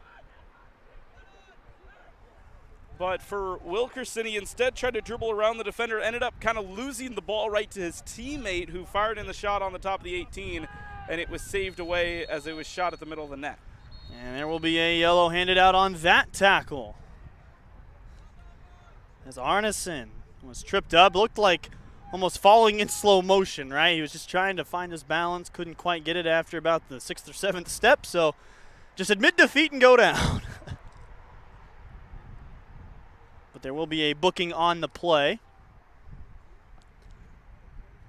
And that's Alexiv, who's on the far side, who's not only going to get the yellow card, but he's also shaken up. It looks like he's maybe cramped up that left hamstring or maybe the calf, but either way, his teammate going to stretch it out, and he does appear to be okay. I'm sure he'll continue, but now he receives the booking here in minute number 69.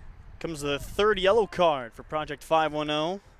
Amelia Martinez and Thomas Camier with the other 2.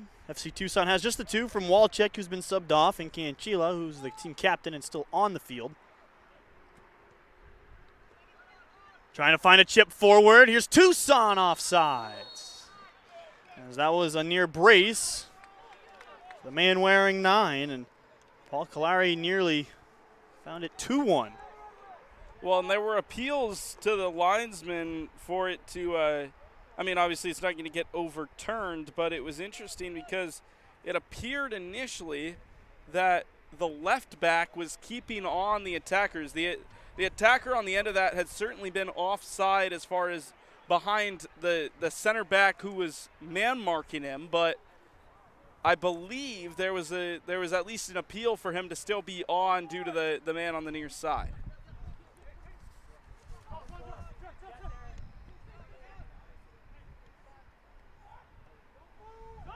Edwin Rodriguez has to retreat fairly quickly. Instead, lines went up the far side.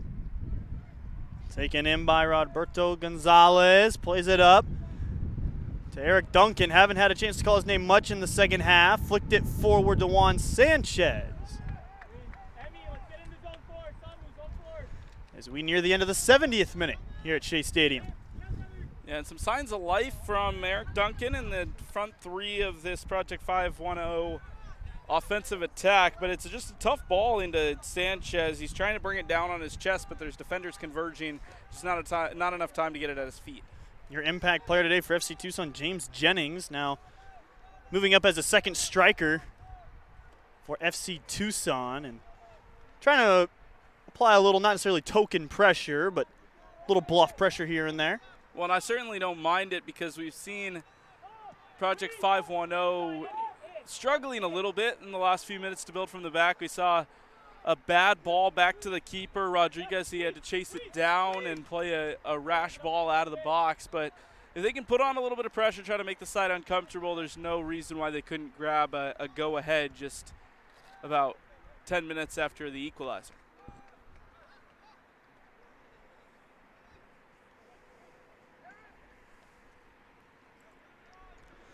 If you're just tuning in, I want to welcome you to the broadcast. I'm Cody Roskins, alongside me, Griffin Leonard, bringing you the Western Conference Final for the USL 2. It was a 41st-minute goal by El Masinoy. That put Project 510 out in front before a 61st-minute goal by Kalari set this match level as these two try to find a path to the National Semifinals. FC Tucson, they're trying to carry a lot of momentum forward, just like Project 510 as they're riding a 7-match unbeaten streak. Started the year 2-2-2. Managed to find themselves in second place in the Southwest Division. Big run forward here from Jennings. Plays it out wide. Chipped back inside. And trying to hunt out Jennings, but Rodriguez was quick enough to it. Yeah, James Jennings had made a pretty good run into the 18, just right down the middle, but good sight from Rodriguez, the goalkeeper. Edwin making the play, making the read, and coming out to claim it before Jennings could tap the header home.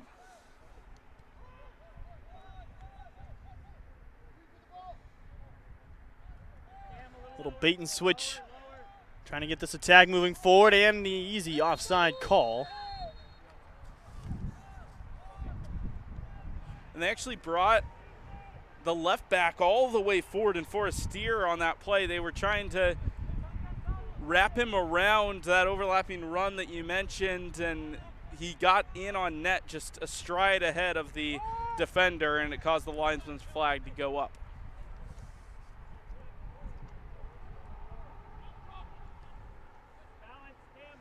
Ball back out wide to Camier.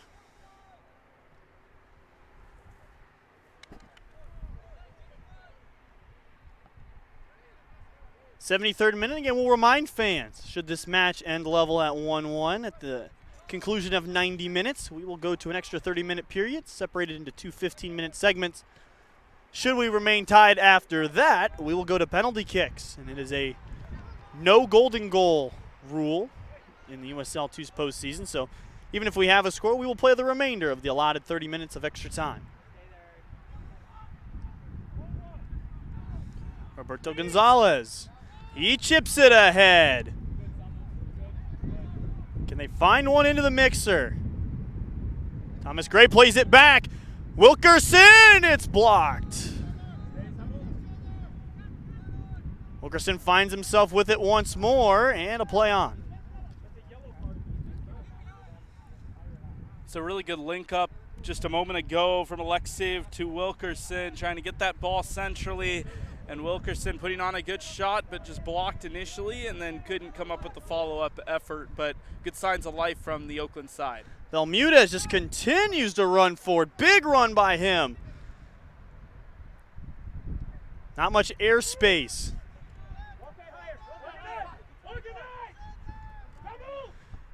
Cross sent in. Headed back. This will coast out for a Tucson corner. Well, Jennings, as we mentioned, he's moved up to that striker role. Looks like we'll see a couple more substitutions from this Tucson side. But Jennings had moved up to the attacking role and just finding some space. He found himself partially unmarked on the back post, tried to head the ball back across the face. It was blocked out for a corner, and Tucson unwilling to go away.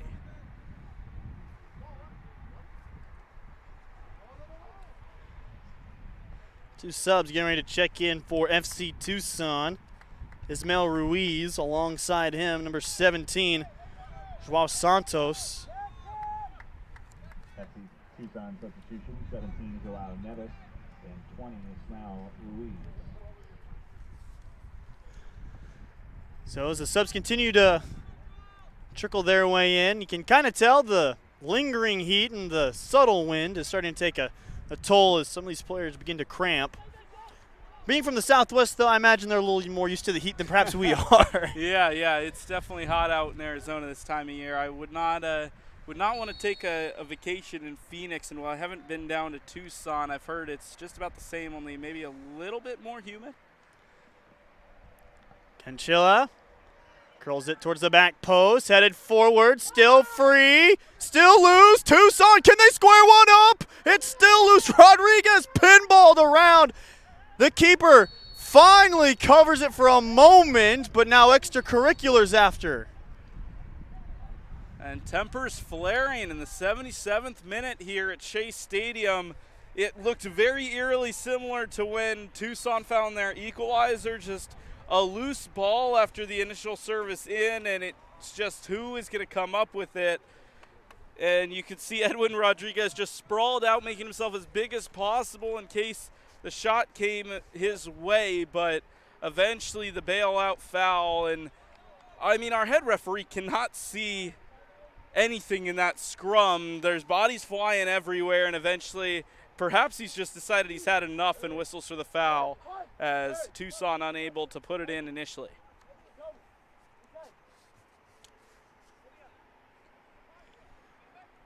When it's all said and done, it will be a goal kick for Rodriguez. And again, you can't fault the officiating crew today because nobody, like you said, can see into that. But Tucson felt that they were fouled with, and of course Project 510 felt like the keeper was interfered with. And at the end of the day, it's a moot point, as Duncan's day has come to an end. 44, Jacob Heisner.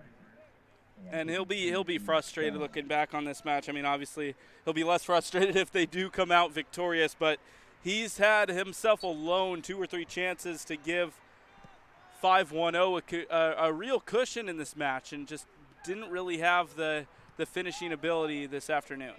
Jacob Heisner checks into the match for Project 510 to relieve Eric Duncan.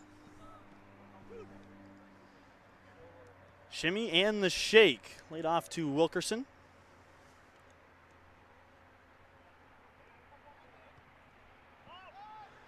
Long ball over the top to Juan Sanchez. He was subbed on late in the first half.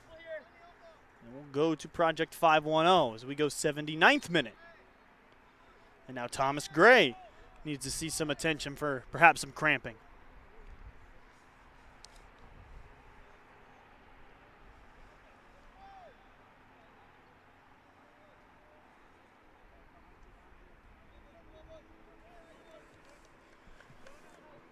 It's been a good match, so this one, Griffin, as the fans and the tailgating scene start to fill in for our second match of the doubleheader. Flint City Bucks and Peoria City. A kind of contrasting tales, at least of franchise. You have Flint City with all the national titles, a lot of pedigree, getting ready to take on a 2-seed hosting this event in Peoria City, who's killed nothing but 1 seeds in their path so far in the playoffs. Yeah, Flint City will certainly come in the favorite, given the history, given the dominance they've had over the course of the season. But, of course, that all goes out the window as soon as the first whistle is blown and the match gets underway. And based on the beginnings of that tailgate, I think we're going to have a pretty good crowd out here. I got the chance walking around with you and our producer, Jonathan Michael, before last week's contest, and it was a pretty fun environment out there. They for a USL 2 franchise, it certainly is an incredible experience to come out here as a fan, come out here as a broadcaster, and experience some soccer. Braden Sanchez checks in late right before the throw-in for FC Tucson, and anticipating well over 1,000 fans here for the nightcap game.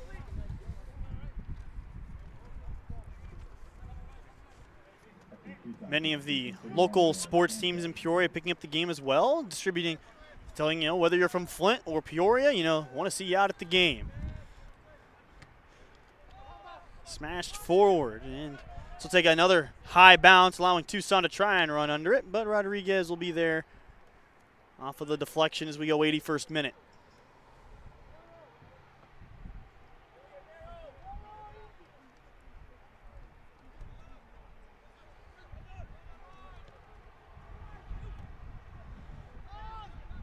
Tough touch off the header. Still free, played through the back, chance. Jude Stone whips it back inside and took a deflection, I believe, off of Thomas Gray. And Jude Stone made a lovely run on the left wing. I didn't think that the man in the middle was going to be able to pick out Stone running down the flank, but they made it work. Just the pass was a little too out far in front, and Stone couldn't turn in on net. He had to push the ball out to the wing and look for a cross.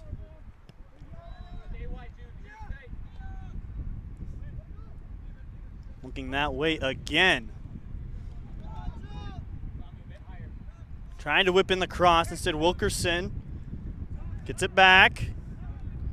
Wilkerson lined back in front of goal, headed away, and it will belong to Project 510. Yeah, Stone putting this team on his back in the last minute or so here, trying to hunt down every ball he can, get himself involved in the attack. That over-the-top ball should not have connected with Jude Stone.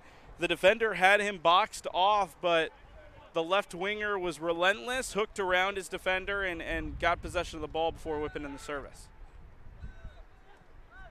Strike put on from a fair distance out by the sub Vera. And we will stop play for an injury, and you can hear the not agreeing tone from head coach Zach Gordon, his second year with Project 510, saying, wow, you're going to blow it then when we have the momentum in a little bit of a dangerous spot. Well, and I think you have to blow it there, though, Cody, just because the player's down in the 18. The attack technically hadn't started yet. So if you, as the referee, if you don't blow the whistle in that situation, you're just putting the player in further harm's way. And despite the momentum killer that it is for Project 510, I think they have to understand that you can't, especially with the attack coming on the left wing, that ball is going to flare just right past him, and you can't risk further injury. You ever see like the Scott Snelling or Scott Sterling? Yeah, Scott Sterling. That shows how dated I am, but no, that's all right. It's one of those instances, right, where you just take a hit off the woodwork and smack him, or like you said, better safe than sorry, and I'm sure FC Tucson will all be too happy to take the quick break. Yeah, I will say that is one of my favorite YouTube videos of all time. Which one's your favorite, the volleyball or the soccer one? I mean, the soccer has to be the number one because of the originality of it. Okay. But I think the volleyball one was better produced. There was more. They knew the idea going into that. Yeah. So I enjoyed them both. Studio C, I believe, was the group that put it out, yeah, some really solid YouTube comedy back. What would that have been, like 2015? I was in middle school. I was in middle school too. Yeah. I'm 24 years old now, so almost 13, 12 years ago now. Time flies. Something like that. Ball whipped in. Kawamura trying to win this one.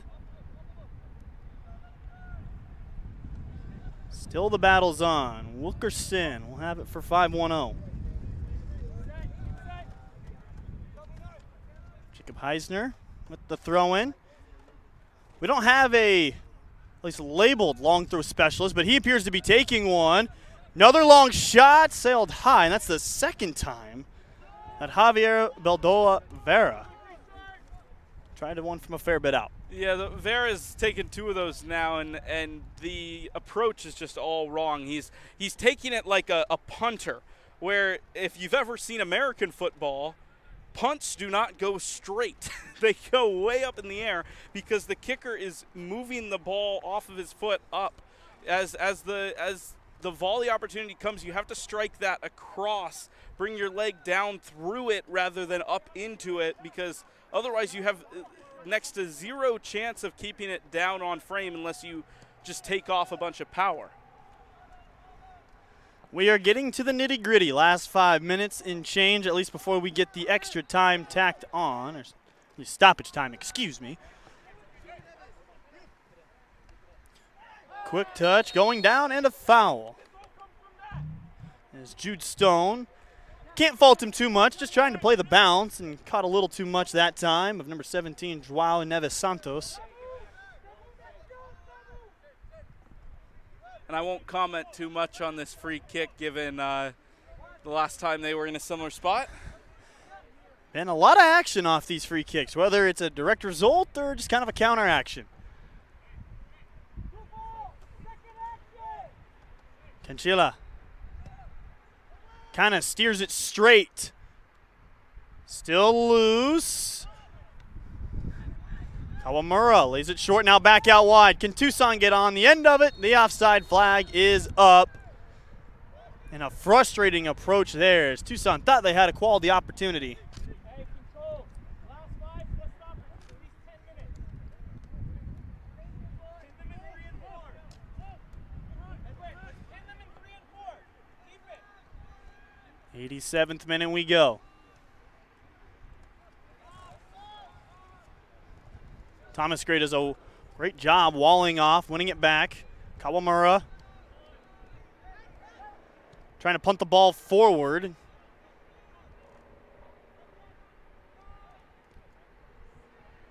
Kawamura wins the header. Still in. And it seems like, Cody, the pace of play really slowing down here. So we near minute number 88. You know, it's both teams not necessarily content to end this square because given they have to play it, the winner would have to play again in 2 days' time. They don't want to play any more minutes than they have to. But it's just very methodical, not a whole lot of speed on these attacks anymore. Canchilla found himself the recipient off the deflection. It will belong to FC Tucson.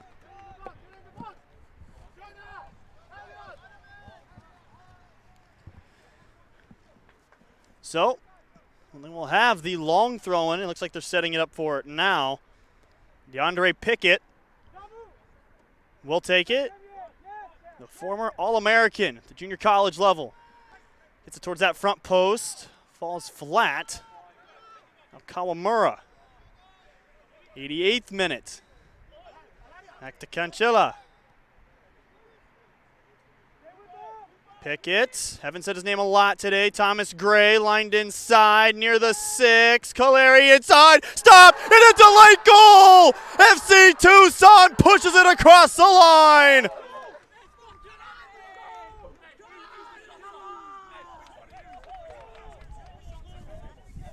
Could it be a late winner for the boys out of the Southwest?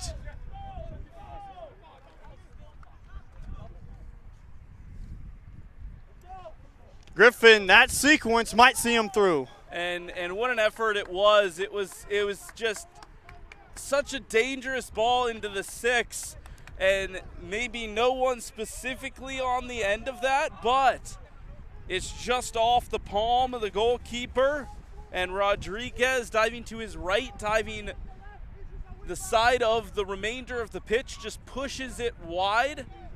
But it just sits down on top of the 6, and it's just a simple tap in. And I believe that is the substitute, Joao Neves Santos, who has given Tucson the advantage in the 89th minute. FC Tucson goal scored in the 88th minute by number 17, Joao Neves. So Joao Neves Santos will get credit for the goal.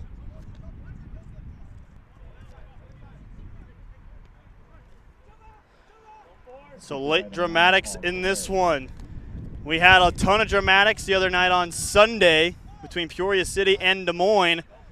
Do these two have more here at Shea Stadium? And both of the goals, at least from my perspective, again, haven't come from the manufacturing run of play. Like you said, it's not really been one play or one result for another. It's just been the scrappiness when the play hasn't been executed either well or correctly, and it's gotten them 2 goals. Yeah, well, and that goes for both sides. We haven't seen a so-called well-worked goal yet in this match. 5-1-0, excuse me. It's scoring on the penalty in the first half, and then 2 goals here in the second. But yeah, both of which just off of just squirted balls out just loose where anyone can tap them in. But Tucson have put numbers forward. It's something we've talked about as a foul is going to come in, and another dangerous free kick as we enter stoppage time. It's been the way that Tucson have played that have enabled them to take advantage of those situations. It's not like they've just gotten lucky here, because they've been pushing numbers forward all match. It's just finally worked out where they've gotten those numbers and the ball finds them in a good spot. So it's not necessarily the most beautiful soccer I've ever seen played. It's certainly not undeserved for this Tucson side to be leading. It's playoff soccer. It doesn't have to be pretty. It's 2-1 in favor of the visitor on the scoreboard, FC Tucson. We've been told there'll be 6 minutes of stoppage time added back on. We're only at 40 seconds, and so there's still, I wouldn't say plenty of time, but Project 510, with the speed of their attacks today, will have more than enough opportunities. We'll have to get them right.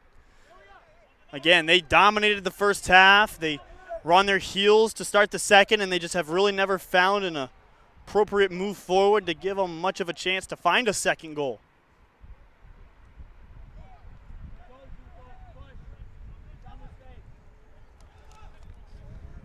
Ball to the near side. Alberto Gonzalez feeds it in behind. Trying to find Derek Rock. And it was a fairly threatening ball, but got there just a little too quickly. 90 seconds gone of our 6 minutes of stoppage time.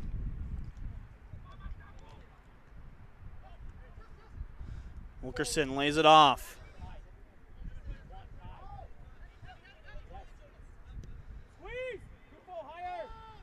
Header won by 5-1-0. Do they have something in them here?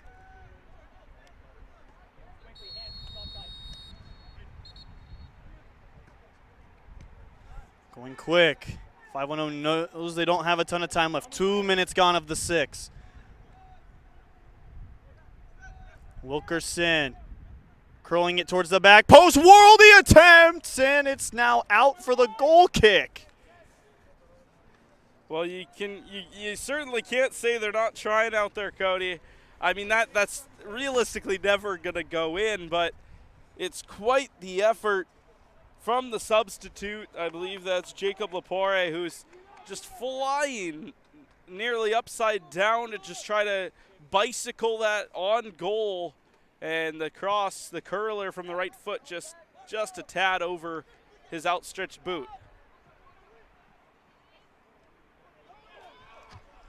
Chance here for FC Tucson, trying to find perhaps a third to put the nail in the coffin.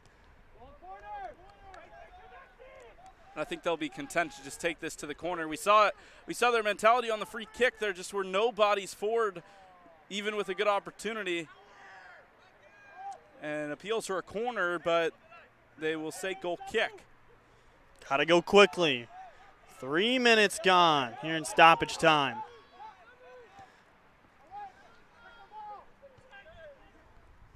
At least according to our stopwatch, that is. Time is officially being kept on the field, not next to us. So there could be about a 10 to 15 second differential depending on how they started it before the PA announcer got it to us. Kawamura still blocked away. 3:45 gone. Desperation time. Played it perhaps the one center back that didn't have anybody there in a black shirt. FC Tucson, so close now they can taste it. 2 minutes left of stoppage time. Now we'll switch sides to 5-1-0.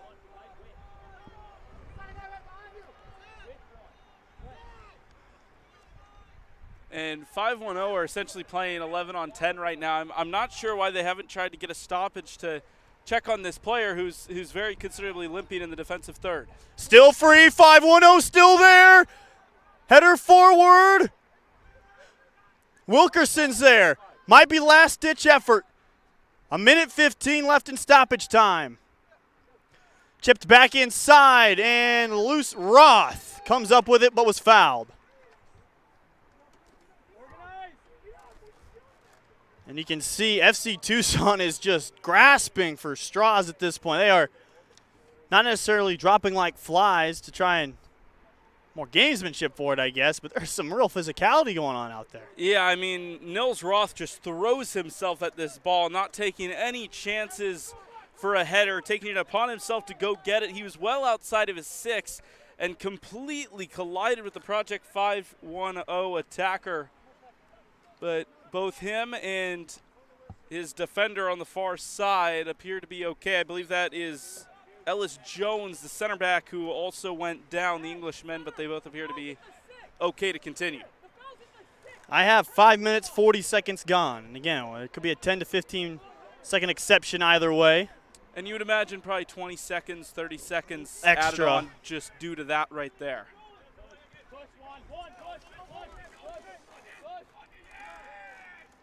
Let's it go out. So we've officially hit the 6 minute mark of stoppage time. We told there'd be 6, so it's got to be no more than a half minute left. We saw this the other night with Peoria City and Des Moines, a late goal that saw it all the way to penalties. Back to Rodriguez. This could be it. Last approach for 5-1-0. Punted forward. They tried to bring Rodriguez, the goaltender, up. Will that be the final whistle? And they're actually going to keep the goaltender up. He's joining the attack. This could be it as well. Long ball played in, flicked forward, still there. Hesa goes wide. And a lot of hands on knees and frustration after that one. Huesa took the volley, but that's just not the shot you want at the death with so many bodies forward. He's got to play that down and look to push it out wide. 7 minutes of stoppage time. Fans from the 510 and FC Tucson both calling for the whistle to blow, and there it is!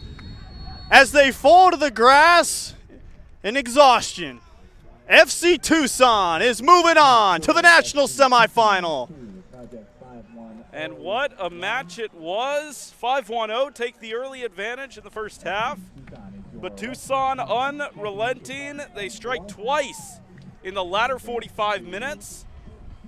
And the late winner from the substitute, Joao Neves, has thrust FC Tucson of Arizona into the National Semifinals to be played right here on Sunday. We want to congratulate, obviously, Project 510, a terrific season, a 2-seed that, again, we touched on it. They were one of only 3 left. They were playing one of the other 3 in this match, and so they will make the long trip back to Oakland, but nothing to hang their heads on. A fantastic season. Again, they gave the NorCal all they could really handle at times, tied with Almaden FC, and bow out to a very respectable FC Tucson side. Well, we'll step aside. Don't forget, we've still got the second game of our doubleheader coming up tonight at 7:30. It's the big one, Flint City Bucks and Peoria City at 7:30 right here on Sports and Gym Play and YouTube here on Clutch Sports Media. Well, again, we'll step aside for Cody Roskins, Griffin Leonard, and everybody at our Clutch Sports Media production. We'll see you back at 7:30.